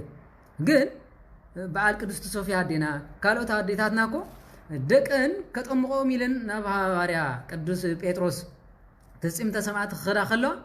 ማዕበል ክመጽእ ከሎ ጥቦን ቆሪፀን ኣብ ገንበሮም መስቀል ኣይገበራሎም እንዴ ኣዴታትና እኮ እየን ኣብ ስንክሳር ኮይን ተጻሒፈን ዘለዋ ስለዚህ እዚ ድሕነት እዚ መጀመርያ ተጣዒስካ ብእግዚአብሔር ምብካይ ካልኣይ ምስቲ ሰብ ዘለካ ርክብ ምቁራጽ ብዝተኻለኩም ማለት ከቢድ ይርዳእኒ ኣብቲ ዓዘቕቲ ዘሎ ህይወት ወፂኡ ካብኡ ተፈልዩ ኸይድ ከቢድ እዩ ምቅብጣር ኣሎ ካልእ ኣሎ ከቢድ ግን ክትወፁ እንትኾንኩም ነዚ ነገር እዚ ከምኡ ምግባር ካልኣይ ብጸሎት ንእግዚአብሔር ኣምላኽ በጃኻ ካብ ዝውፀኒ እንዳበልካ ምልማን ማለት እንተዘይ ኮይኑ ማይ ጸሎት ምድላው ማይ ጸሎት ክበሃል ከሎ ካልእ ሰብና ካልእ ከይትርጉሞ ጸሎት ትገብሩ እሞ መዝሙረ ዳዊት ድዩ ውዳሴ ማርያም ድዩ ለይቲ ተሲእኩም ሰዓት 3 ከባቢ ተንብቡ እሞ እታ ማይ ብጽቡቕ ተቐምጥዋ ማለት ካብ ኣውፂኹም ምሕጻብ እንተዘይብልኩም ኮይንኩም እግዚአብሔር ባዕልኻ ባርኸለይ ንስኻ ካህን ኩነኒ ንስኻ ኣድሕነኒ ኢልኩም ሻወርኩም ከፊትኩም ለይቲ ስጋብ 21 መዓልቲ ተሓጸቡ ስጋብ 21 መዓልቲ እንድሕር ትሕጸቡ ኮይንኩም እቲ መንፈስ ይዳኸም ሓደ እቶም ደቂ ተባዕትዮ ሽንቲ ኣብ ዝሸንኩምሉ ግዜ ተን ደቂ ኣንስትዮ ሽንቲ ዝሸንኩምሉ ግዜ መቐመጫኹምን እቲ ብልዕቲ ናይ ወዲ ተባዕታይን ደቂ ንእስትዮን በዚ ናይ ጸሎት ማይ ጌርካ ምሕጻብ ክብለኩም ከለኹ ግን ጸበል ጌርካ ግን ኣብ ሽንቲ ቤት ኣይግባእኒ ማለት እዩ ስለዚ ኣብቲ ሽንቲ ቤት ምስ ወዳእኻ ብኡ ጌርካ ምሕጻብ ማህፀንካ ምሕጻብ መቐመጫኻ ምሕጻብ ክትሓጽብዎ ከለኹም ፍሉይ ምልክት ኣለዎ ካልኣይ ንድሕር ረኺብኩም ቅባ ቅዱስ ኣብ ዝታትኩም ምልካይ ነቦታትኩም ካህናት ማይ ድጋም ድገሙለ ኢልኩም ወይ ብሰብ ንድሕር ዘሕፍረኩም ኮይኑ ንሰባት ሪኢኹም ኣድጊምኩም ኣምፂኹም ተሓጸቡ ማለት እዩ ከምዚ ክትገብሩ ከለኹ ግን ብዙሕ ምልክታት ኣለዎ ሓደ ሕቆኻ ምልካይ ካብ ናይ ጸሎት ይኹን ሽምዓ ናይ ጸሎት ዝገበርኩምሉ ተረፍ ይኹን ብኡ ተሓጽብዎም ምክንያቱ ንእግዚአብሔር ኣምላኽ ዝቐረበ መስዋዕቲ ስለ ዝኾነ መድሃኒት ኣይጓሓፍን ብኡ ጌርኩም ነብስኹም ሕቆኹም ትፍሕፍሕዎ ሕምብርተኹም ከዓ ትፍሕፍሕዎ ብጸበል ትልፍጥዎ ማለት እዩ ብጸበል ጌርኩም እንተዘይ ኮይኑ እዝታትኩም ከዓ ብምሉእ ትፍሕፍሕዎ ብኸምኡ ጸበል ተረኺብኩም ከዓ ዝበለጸ እግዚአብሔር ኣውፀኒ ናብኡ ይምለስ ግን ጸበል ተጠቒምካ ናብኡ ክትምለስ ዲያብሎስ ቁሩብ ይብርታዕካ ስለ ዝኾነ ተቐዳዲምኩም ወላ ሓመድ ሓፊዝኩም ከይድኩም ኣቦይ ባርኸለይ መድሃኒት ክኾነኒ ይበሎ ጸገም የብሉን ንዝኣምን ኩሉ ይከኣለይ ስለዚ ይከኣል ስለ ዝኾነ እንታይ ክንገብር ማለት እዩ ንቤተ ክርስቲያን ወሲድኩም በጃኹም ብቅዳሴ ባርኹለይ ብምባል ብኡ ጌርኩም እንዳተለኸኹም ክትወፅዎ ትኽእሉ እዮም ክትገብርዎ ከለኹም ግን ከቢድ ስምዒት ኣለዎ ሓደ እቲ ጸበል ክትሕፀቡ ምስ ጀመርኩም ካብ ማዕኮርካ ብጣዕሚ ሽታ ዘለዎ ፈሳሲ ምውፃእ ካብ መቐመጫኻ ምውፃእ ካብ ማህፀን ብጣዕሚ ኣሰቃቂ ዝኾነ ሽታ ዝወፅእ ኣሎ ቃንዛ እውን ገብረልካ እዩ ማለት እዩ ሓደ ግዜ ድማ ከምዚ እንታይ ዝበሃል ኦሞሮድዮ ዝበሃል ሕማም ደም ብጣዕሚ ዝፈሰሉ ግዜ ኣሎ ክሕመኩም ይኽእል ጫፍጫፉ ግን ተደጋጋሚ ከይዕረፍኩም 21 መዓልቲ ግበሩሉ ምናልባት ንድሕር ኣቋሪፅኩም ከማን መዓልቲ እንዳቆፀርኩም ግበሩሉ ስለዚ ነዚ ነገር እዚ የቋርፆ እዩ ማለት እዩ ካልኣይ ንጎ ሓንቲ ብርጭቆ ትሰትዩ ማለት እዩ ተተኻኢሉ 3 ግበርዎ ማለት ስጋብ 3 ብርጭቆ ስተዩ ተዘይ ተኻኢሉ ግን ሓንቲ ብርጭቆ ሰትዩ ከለኹም ሽዑ ከቢድ ፍልፀት ርእስ ክገብረልኩም ምክንያቱ እቲ መንፈስ ሓደ ን7 ዓመት 8 ዓመት 9 ዓመት ከባቢ 10 ዓመት ልዕሊ እውን ዝቐፀሉ ክህል ይኽእል ከቢድ ዝኾነ ናይ ባህሪ ምጽናዕ ስለ ዘለዎ እቲ ዲያብሎስ ኣብ ኣካልና ንኽወፅእ ቁሩብ የጨንቐካ ስለ ዝኾነ ክጭነቑ ከለኹም ኣጆኹም ተስፋ ግበሩ ድሕሪ ክብርትዐኩም ከውድቐኩም ክደሊ ከሎ ከምዚኣ ትገብርዋ ኢድኩም ኣብ መስቀል ከምዚኣ ጌርኩም ብምሉእ መዓልቲ እግዚኦ መሃረኒ ክርስቶስ እንተኢልኩም ፍልፀት ገይሩሉ ንባዕሉ ይኸይድ ማለት እዩ ሓደ ካልኣይ ኣምላኬ ኢልኩም ከምዚ ጌርኩም ብምዝርጋሕ ማለት እዩ ኣምላኬ ኣድህነኒ ብምባል ብፍጹም ኣካልኩም ክኸይድ ይኽእል እዩ ማለት እዩ ስለዚ ወፃኢ ኣታው እንድሕር ርኣ ኮይኑ ዘሳቀየኩም ንኣብነት ተደጋጋሚ ሕልመ ሌሊት እንድሕር ዘጋጥም ኮይኑ ድማ በቲ ጸበል ተደጋጋሚ ምሕጻብ ስለዚ እቲ ኣቦታትና ዝህቡና ማይ ደግሚ ዝበሃል ድርሳናት ከይደጎሙ እንተኮይኑ ክትጥቀመሉ ንኽእል ኢና ዋላ ናይ ኣዴታት ከይሃሉኻ ወላ ካልእ ይህልኻ ጸበል ጥራይኻ ዘይትጥቀም እምበር ማይ ደግሚ ትጥቀም ትኽእል ኢኻ ኣቦታትካ ዝደጎሙልካ ወይ ውዳሴ ማርያም ጌርካ ናይ ባዕሉ ገዛእ ርእሱ ቃል ኪዳን ኣለዎ ጸበል ኣብ ዝኾነ ሰዓት ኣይንጥቀመሉን ኢና ስለዚ ነዚ ነገር እዚ ከይቋረፅኩም ተሓፀቡ ማለት ሓደ ግዜ ድማ እተን ደቂ ኣንስትዮ ኣሕዋትና ከምዚ ናይ ስባር እንቋቑሖ ዝመስል ጥሪግሪግ ዝብል ዝወፅእ ነገር ስለ ዘለዎ ከጨንቐክን የብሉን ሽዑ ከምኡ ኢሉ ክወፅእ ከሎ ዲያብሎስ ካብ ኣካል ለቂቑ ከም ዝወፅእ ዘሎ ፍለጡ ማለት እዩ ጥራይ ንዕኡም ኣይኮነን ማህፀና ዝሓመት ጓል ኣንስተይቲ ናይ ኣዴታታ ንብዙሕ ግዜ ዘይመፃ እዚ እንድሕር ገይራ ብፍፁም ይኸይድ ማለት እዩ ካልኣይ እዚ ብምሉኡ ቅባ ቅዱስ ድዩ ካልእ ድዩ ኣባሪኽኩም ኣምፂኹም በዚ ሕምብርቲ ብምሉኡ እንተደሪስኩሞ ብምሉኡ ብኸቢድ ፈሲ ብኸቢድ ጥራጥ ከብዲ መንፋሕቲ ስለ ዝገብር ከይተቋርፅዎ እግዚአብሔር መሃረኒ ስእድካ ኣይኮነን ዝግበርካ ማለት እግዚኦ መሃረኒ ክርስቶስ ምንተ ማርያም መሃረኒ ክርስቶስ ብምባል ማለት ካልኣይ መብዛሕትኩም ደቂ ተባዕትዮን ደቂ ኣንስትዮን ኣብዚ ዝበሃል ምስዓዓም ኣገዳስነት የብሉን ምክንያቱ ከምዚ ጌርኩም ምሕዝዎ ክፍለ ኣካላትኩም ክትሕዝዎ ከለኹም እስኪ ብጎይታናን መድሓኒናን ኢየሱስ ክርስቶስ ብቅድስቲ ድንግል ማርያም ብሃይፅ መስቀሉ ኣካለይ ስጋይ ዝኣሰርኩም ኢልኩም ከምዚ ጌርኩም ሕዝዎ ኣብዚ ምልክት ክበኩም ስለምንታይ ማለት እዩ ዲያብሎስ ኣብዚ ናይ ምእካብ ባህር ኣለዎ ማጅራት ብሙሉእ ናይ መሓዝ ደም ናይ ምቁፅፃር ባህር ስለ ዘለዎ ሓንሳ ገጽካ ጠውየካ ሓንሳ ከምዚ ገይሩ ዘደንሰካ ከምኡ ማለት እዩ ምናልባት ኣብቲ ናይ ዛር ውቃቤ ከመይ ከም ዝኾነ እግዚአብሔር ተፈቂዱልና ማለት ፍቃድ እንተኮይኑ ክንቅፅሎ ኢና እንተዘየለ ግን እስኪ ንነፍስኩም ፈትንዎ ኣብዚ ደቂቕ እዚ ማለት እግዚአብሔር ኣምላክ ክብሪ ምስጋና ይኹኖ ብቅድስቲ ድንግል ወላዲት ኣምላክ ኣካለይ ስጋይ ተኣስር ከምዚ ጌርኩም መእሰርዎ ኣብዚ ምልክት እንድሕር ዘይተሰሚዕኩም ናይ ሓሳብ ትብሉ እንታይ ፀገም ኣሎ እዚ ቃል ኣምላኽ ኣይኮነን ናይ እግዚአብሔር ሓይሊ ይኮነን እንድሕር ትብሉ ኮንኩም ኣነ ይሕሱ ኣለኹ ማለት ኣነ ነዚ ኩሉ ዝብለኩም እኮ ሓደ ካብ ተመክሮ ካልኣይ ካብ ኣቦታት ማዕዳ እዚ ኮይኑ ምናልባት ኮን ኩሉ ሰብኣይ ይርድኦን እምበር ናይ ዝሙት መንፈስ ክኣት ተኸለኹ ብኸፍካ እኮ ይፍለጠካ እዩ የማና እዝንኻ ይብል ማለት መጽሓፈ መነኮሳት ጭው ክብለካ ከሎ ናይ ዝሙት መንፈስ ሻዓ ከም ዝኣተወ ፍለጥ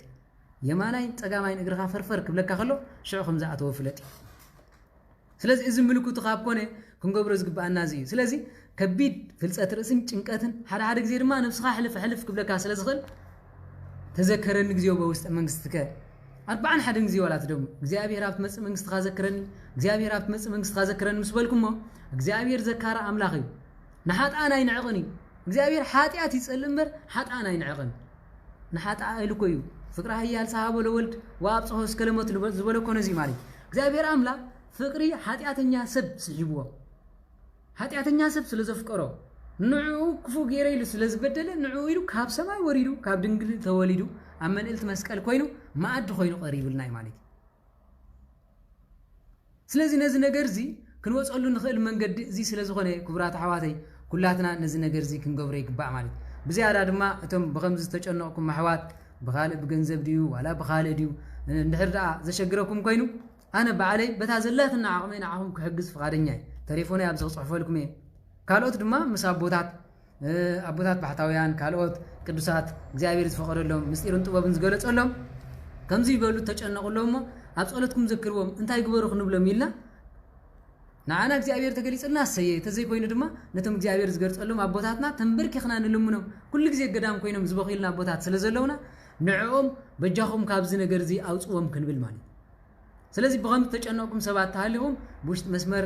ጽሑፍለይ ትኽእሉ ኢኹም ትፈልጥዎም ሰባት ተጨኒቖም መውፅእ ሰኣን ተሃልዮም ድማ ንዕኦም ምርካብ እንድሕር ዘሰክፎም ኮይኑ ተተራኺብና ብምኽሪ ክወፅእ ክእል እዩ ማለት እዩ ሓደ ግዜ ብምኽሪ ጥራይ ክወፅእ ክእል እዩ ስለዚ ነዚ ነገር እዚ ምግባር ስለዚ ኣብ ሕምብርትኻ ኣብ መቐመጫኻ ብምሉእ ምልካይ ካልኣይ ድማ ብማይ ድጋም ደጋጊምካ ምሕፃብ ኢልና ኢና ማለት እዩ ስለዚ ነዚ ነገር እዚ ክንገብር ከለና ፍልፀት ተቕማጥ ኣሎ ውፅኣት ኣሎ ቅርፀት ከብድሎ መንፋሕትሎ ንጓል ኣንስተይቲ ካልኣይ ድማ መሕበጥ ነብሲ እውን ክህሉ ስለ ዝኽእል በዚ ነገር እዚ ክትስንብድ ይብልኩምን ዲያብሎስ በቲ ዝገበርኩሞ ሰንቢዱ ካብ ኣካልና ናይ ምንልቓቕ ባህሪኡ ስለ ዝኾነ ኣሕዋተይ ድንግል ማርያም ትፈትውዋ እንትኾንኩም ካብዚ ተውፅእ ኣደያ ማርያም ምባል እኮ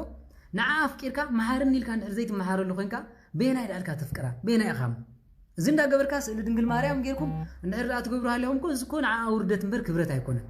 ቅዱስ መድኃኔ ዓለም ኣባታችን ጎይታናን መድሓኒናን ኢየሱስ ክርስቶስ ኣምላከይ ትብሎ እንትኾንኩም እኳ ቅድም ስእሉ ነዋሪ ነገር ዘይምግባር ኣዲ ኣብ ተኣምረ ኢየሱስ እኮ መጀመርያ ግዜ ኣይሁዳውያን ኣይንኣምንን ኢሎም ክኸሱ ከለዉ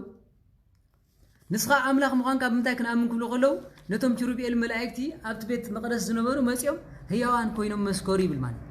እስራኤላውያን ግን ኣይኣመኑን እዚ ቅዱስ ስእሊ እዩ መድሃኒት እዩ ክትሕዝዎ ከለኹም ግን ዕምጥቕ ኣቢልካ ዘይኮነ ቀስ ጌርካ ይትንከፍ ማለት ነዚ ድማ መድሃኒት ስጋን ነብስን ክኾነኩም እዩ ምናልባት ብዙሕ ተሸገርኩም ፀበላት እንድሕር ሃሊኻ ኣነ ኢየሩሳሌም ኣለኹ ከምኡ ድማ ናብዞም ኣብ ኢየሩሳሌም ዘለዉ ኣሕዋትና ብምልኣኽ ስለዱለይ ብምባል ካብዚ ዓዘቕቲ እዚ ንውፃእ ማለት እዩ ስለዚ ከም ስለ ዝኾነ እቲ ዝበለፀ እግዚኣብሔር ተራኺብና ተማኺርና እቶም ትሽገሩ ሰባት ክድውሉ ትኽእሉ ኢኹም 24 ኣዋርስ ክቕበለኩም ይኽእል እያ 24 ሰዓት ጥራይ ውፁ እግዚኣብሔር የውፅኹም እምበር ኣነ ክድውለልኩም ይኽእል እየ ስራሕ ኣለኒ ከይስጎብ ከማና ይብልኒ ማለት ስለዚ ነዚ ነገር እዚ እንድሕር እግዚኣብሔር ከውፀና እንደሎ ኮይና ካብዚ ነገር እዚ ምውፃእ ኢና እግዚኣብሔር ኣምላክ ካብዚ ዓዘቕቲ እዚ ንህዝብናን ንኹሉ ኣሕዋትናን ንኹሉ ዓለም ዘሎ ጭንቀትን የውፃዮ ማለት ስለዚህ ክብራት ኣሕዋተይ እዚ ምንም ዓይነት ሃይማኖት ዝፈልይ ኮነን ዋላ ኣብ ምስልምና ኣሕዋት ሃሉ ዋላ ኣብ መናፍቅነት ሃሉ ቀሲልና ተማኺርና ክንወፅእ ንኽእል ኢና ትወፅኡ ትኽእሉ ኢኹም እግዚኣብሔር መሓሪ ኣምላኽ እዩ ካብዚ ከም ትመሓሩ ፍለጡ እምነትኩም ድማ ድሓር ናበይ ከም ትኸዱ በዓሉ ክርድአኩም እዩ ማለት ስለዚ ዝምሕር ኣምላኽ እንተመሓረካ እንተመስገንካዮ ምስኡ ተነበርካ ሰናይ እዩ ስለዚ ብዘይገድስ እምነቱ ካብዚ ነገር እዚ ጭንቀት ክወፅእ ዝደሊ እንድሕር ሃልዩ ብዘይገድስ ካልኦት ግን ኣብ እስራኤል ትነብሩ ኣሕዋት ከምዚ ተጨነቕኩም እንድሕር ሃልይኹም ማንም ሰብ ኣየድልየኩምን እዩ መኪና ተሳፊርኩም ኢየሩሳሌም ትመፁ ካብ ኢየሩሳሌም ምስ መጻኹም ንጌተ ሰማኒ ትኸዱ ጌተ ሰማኒ 7 ጉልላት ዘለዋ ናይ ማርያም መግደላዊት ቤተክርስትያን ኣላ ኣብ ናይ ማርያም መግደላዊት ዘሎ ሓመድ ሓፊስኩም ወሲድኩም ንኹሉ ነብስኩም ቅብኦ ኣምላክ ማርያም መግደላዊት ካብዚ ፈውሰኒ ኣድሕነኒ በሉ ካብኡ ዝተፈወሱ ኣሕዋት ማእለይ ኣይብሎምን እቶም ኣብ ዘለዉ ኣሕዋት ምጫሞም ረጊፆሞ ዝኸዱ ክንደይ መድሃኒት ኣብኡ ርኢና ኢና ማለት ክንደይ ኣሕዋትና እግዚአብሔር ክብሪ ምስጋናን ይኹኖ ከም ሓጢአትና ዘይራአየና ከም ውድቀትና ዘይራአየና ነዚ ክብሪ እዚ ዘብቃዓና እግዚአብሔር ኣምላክ ክብሪ ምስጋና ይኹኖ ስለዚ እቶም ኣብዛ ዓዲ ትነብሩ ከም ዝበለ ስቃይ ትሳቀዩ ዘለኹም ኣብዚ ዝበልኩኹም ቦታ መፂኩም ብምሕፃብ ክትሓውዩ ትኽእሉ ኢኹም ማለት እዩ ብዓብዩ ግን ናብ ንስሓ ቦታትኩም ቅርብ ኢልኩም ኣቦይ ተጨኒቐ ቀስ ኢልኩም ማለት እዩ ክርድአልኩም ተዘይክኢሉ እግዚአብሔር ልቦና ክፈተለይ እንዳበልኩም ናብኡ ብምኻዲ ማለት እዩ ስለዚ ገለ ድማ ኣሕዋት ከምዚ ክነግሩኹም ከለዉ ምስጢሮም ዓቅብሎም ንሶም ፈትዮም ኣይኮኑን ተሳቅዮም እዮም ንምንታይ ናብ ካልኦት ኣውፂና ንህቦም ማለት እዩ ንምንታይ ምስጢሮም ነቃልዕሎም ንሶም ተጨኒቆም ተሃልዮም እግዚአብሔር ኣምላኮ ሓጢአት ኩላትና ስለዘይገለፆ እምበር ኣነ ሰብኽ ዘለኹ ጻድቕ ዶ ይመስለኩም ኣነ ዛረብ ዘለኹ ኣቤት እግዚአብሔር ናተይ ሓጢአት ተዘርየኩም ኣብዚኣ ሓደ ሰብ ኣይመቆመን ንሓጢአትና ሸፊኑ ዘቆመና እግዚአብሔር ክብሪ ምስጋና ይኹኑ ንሓጢአትና ፀሪጉ ሰብ ዝገበረና እግዚአብሔር ክብሪ ምስጋና ይኹኑ ስለዚ ክብራት ኣሕዋተይ ኣነ ካብዚ ጭንቀት እዚ ዝወፁ ሰብ ደስ ዝብለኒ ዘለሎም እዚኦም እዮም ሰብ ዝኾኑ እዚኦም እዮም ንእግዚአብሔር ዝደልዩ እሞ ከዓ ዝገርመኩም እኮ ካብ ዓመፃ ካብ ዝኽፉእ ዝወፀ ሰብ ንቤተ ክርስቲያን ዓንዳን ሃይማኖታን ዘፅናዕ ንሱ እዩ ኣጆኹም ሓርበኛታት ኩኑ ብሃይማኖትኩም ፅንዑ ቀጥ በሉ ማንም ካብ ሰብ ኣይድለ መሓሪ ኣምላኽ ቦታ ኣይውስኖን እዩ ቅዱስ ዳዊት ኮ ኣብ ሲኦል ተኸድኩ ኣብኡለኻ ብሰሜን ተኸድኩ ኣብኡለኻ ብምዕራብ ብምብራቕ ተኸድኩ ኣብኡለኻ ካባኻ ናበይ ክኸይድ እየ ዝበሎ መልኣት እግዚአብሔር ተረዲእዎ እዩ ምናልባት ነዚ ነገር እዚ ዘይትረኽቦ እንድሕር ሃልይኹም ፀገም የለን ዋላ ካብ ፅርግያ ሓፊዝኩም መድሃኒት ግበረለይ ኢልኩም ጥራይ ተቐብኦ ተዘይሓዊኹም ሽዑ ትርኢ ስለዚ ኣብ ከምዚ ጭንቀት ዘለኹም ኣሕዋት ብቴሌፎን ኣብኡ ክፅሕፈልኩም እየ ድሕሪ ድማ ትትገብርዎ ነገራት እንድሕር ዳ ዘሰክፈኩም ኮይኑ ድማ ዋላ ከም ናይ ካልእ ሰብ ጌርኩም ንዓይ ካብዚ ጭንቀት እዚ ብከምዚ ኢለለኹ ከመይ ኢለ ክወፅእ ክእል ተይልኩም ኣነ ከዓ ትዘሎ ነገር ኣነ ነዚ ነገር እዚ 5 ዓመት ጥራይ ክንደይ ኣሕዋትና ብዝፈልጦም ሎሚ ናብ 6 ዓመት ብዙሓት ሰባት ከምዚ ከም ዝወፁ እግዚአብሔር ይመስገን ማለት በታ ዘላትኒ ኣነ ከካፍለኩም ክእል እየ ምንም እኳ ከባኹም ዝበልጥ ተዘይኮንኩ ግን በታ ንእሽቶ ነገር ዝሓለፍኩ ቅድሚኹም ክነግረኩም ክእል እየና ተነጋጊርና ኩላትና ናብ ድሕነት ንምፃእ እግዚአብሔር ኣምላክ ንኩላትና ሰብ ይኹነልና ወእግዚአብሔር ኣምላክና ሰዶማውነትን ናይ ሰዶማውን መንፈስ ካብ ኣካልናን ስጋናን ኣጥፋልና ኢልኩም ጻሓፉ እግዚአብሔር የጥፈልና ካብ ሃገርና ሰዶማውነት ንቀለልና ካብ ዓለም ኣውፃዮ ናይ ጭንቀት ናይ ሲኦል መንፈስ ካብ ሃገርና ኣውፅእ ካብ ህዝብና ልቐቕ ካብ ኩሉ ዓለም ልቐቕ ኢልኩም ጻሓፉ እግዚአብሔር ኣምላክና ክብርን ምስጋናን ይኹኖ ስለ ዝነበረና ሰዓት ምናልባት የቕሬታ ቁርብ ግዜ ኣንውሕልኩም ኸውነ ምናልባት ነዚ ነገር እዚ ሓገዝ ሰኣንኩም ናብ ሃገር ተመሊስኩም ማጨለት ክሕፀብ ይደልየ ትብሉ ድማ እግዚአብሔር ኣምላክ በቲ ንሕና ዘለናዮ ብማሕበር ክንሕግዘኩም ንኽእል ኢና ማለት ብማሕበር ኣለው ክንደይ ኣሕዋትና ኣለው እኮ ምናልባት ካልእ መሲልዎም ናብ ካልእ ስለ ጥምዝዙ ዳ እምበር እግዚአብሔር ክብሮም እንታይ ዝበሃል ብዙሕ ምስጢርን ጥበብን ዝገለፀሎም ምሸት ፀሎት ዝተግቡ ስጋ 150 ዝኾኑ ሰባት ምሳይ ከማን ኣለው ማለት ስለዚ እዚ ኣኻሊ እኮ ንሕና እንተ ተመሊስና ሓደ ሓውና እንተ ተመሊስና ይኣክል እዩ ብዝበሃል ነዚና ንርኢ ግን ኣብኡ ተመሲልኩም ሰበኽቲ ወንጌል ተመሲልኩም እዚ ጋይዝ ከምዚ እንዳበልኩም ብዘይከውን ቃላት ሰባት ተደናግሩ ዋጋ ይብሉን ሓቂ እያ ናብ ተኸዶ ይብላ ስለዚ እንተኽኢልኩም መፂኹም መዓድና ተዘይክኢልኩም ከዓ ካብ ምፅራፍ እንታይ ይርከብ ኩላትና ሓደ ኮይና እግዚአብሔር ኣምላኽ ኣገልጊልና መንግስተ ሰማያት ክንወርስ እዩ ስለዚ ክብራት ኣሕዋተይ ካብ ዘለናዮ ዓዘቕቲ የውፀና እግዚአብሔር ኣምላኽ በብዘለናዮ ፍቕርን ሰላምን ይሃበና ቸር ኣምላኽና ብዘለናዮ ረድኤት የውርደልና ካብዚ ጭንቀት ካብዚ ማዕለያ ዘለኹም ድማ እቲ ማሊ ኣብ ቤተልሔም ዝተወልደ ኣብ ዮርዳኖስ ተጠምቀ ኣብ ገዳም ቆሮንጦስ ባህታዊ ኮይኑ ስለና ጸለየ ከምኡ ድማ ኣብ መልእልቲ መስቀል ኮይኑ ኃጢአትና ጸይሩ ንኹላትና ሰላም ዝሃበና እግዚአብሔር አምላክ ሰላም ይሃብኩም ካብ ዘለኹም ሕማም እግዚአብሔር ይፈውስኩም ካብ ዘለኹም ጭንቀት እግዚአብሔር ይውጽኩም አምላክ ሰላም ይሃበና በሰላም ኣብ ዓድና ተመሊስና ብዕጣን ሽቱን እነሆ ብማህሌቱን ቆይምና እግዚአብሔር ነመስግነሉ ዘመንን ጊዜን የርኤና አቤቱ እግዚ አርኤነ ትንሳኤ ለሀገሪትነ እግዚአብሔር አምላክ ሆይ ትንሳኤ ቤተ ክርስቲያንና ትንሳኤ ነፍስና ትንሳኤ ሀገርና አርኤና አሜን። ወስብሐት ለእግዚአብሔር ወለወላዲቱ ድንግል ወለመስቀሉ ክቡር ይታቆት ወይሰባህ ስሙ ለእግዚአብሔር አምላክ አበዊነ ወትርቦ ኩሉ ጊዜ ወኩሉ ሰዓት እግዚአብሔር ምስኩላትኩም ይኹን ብሩክ ለይቲ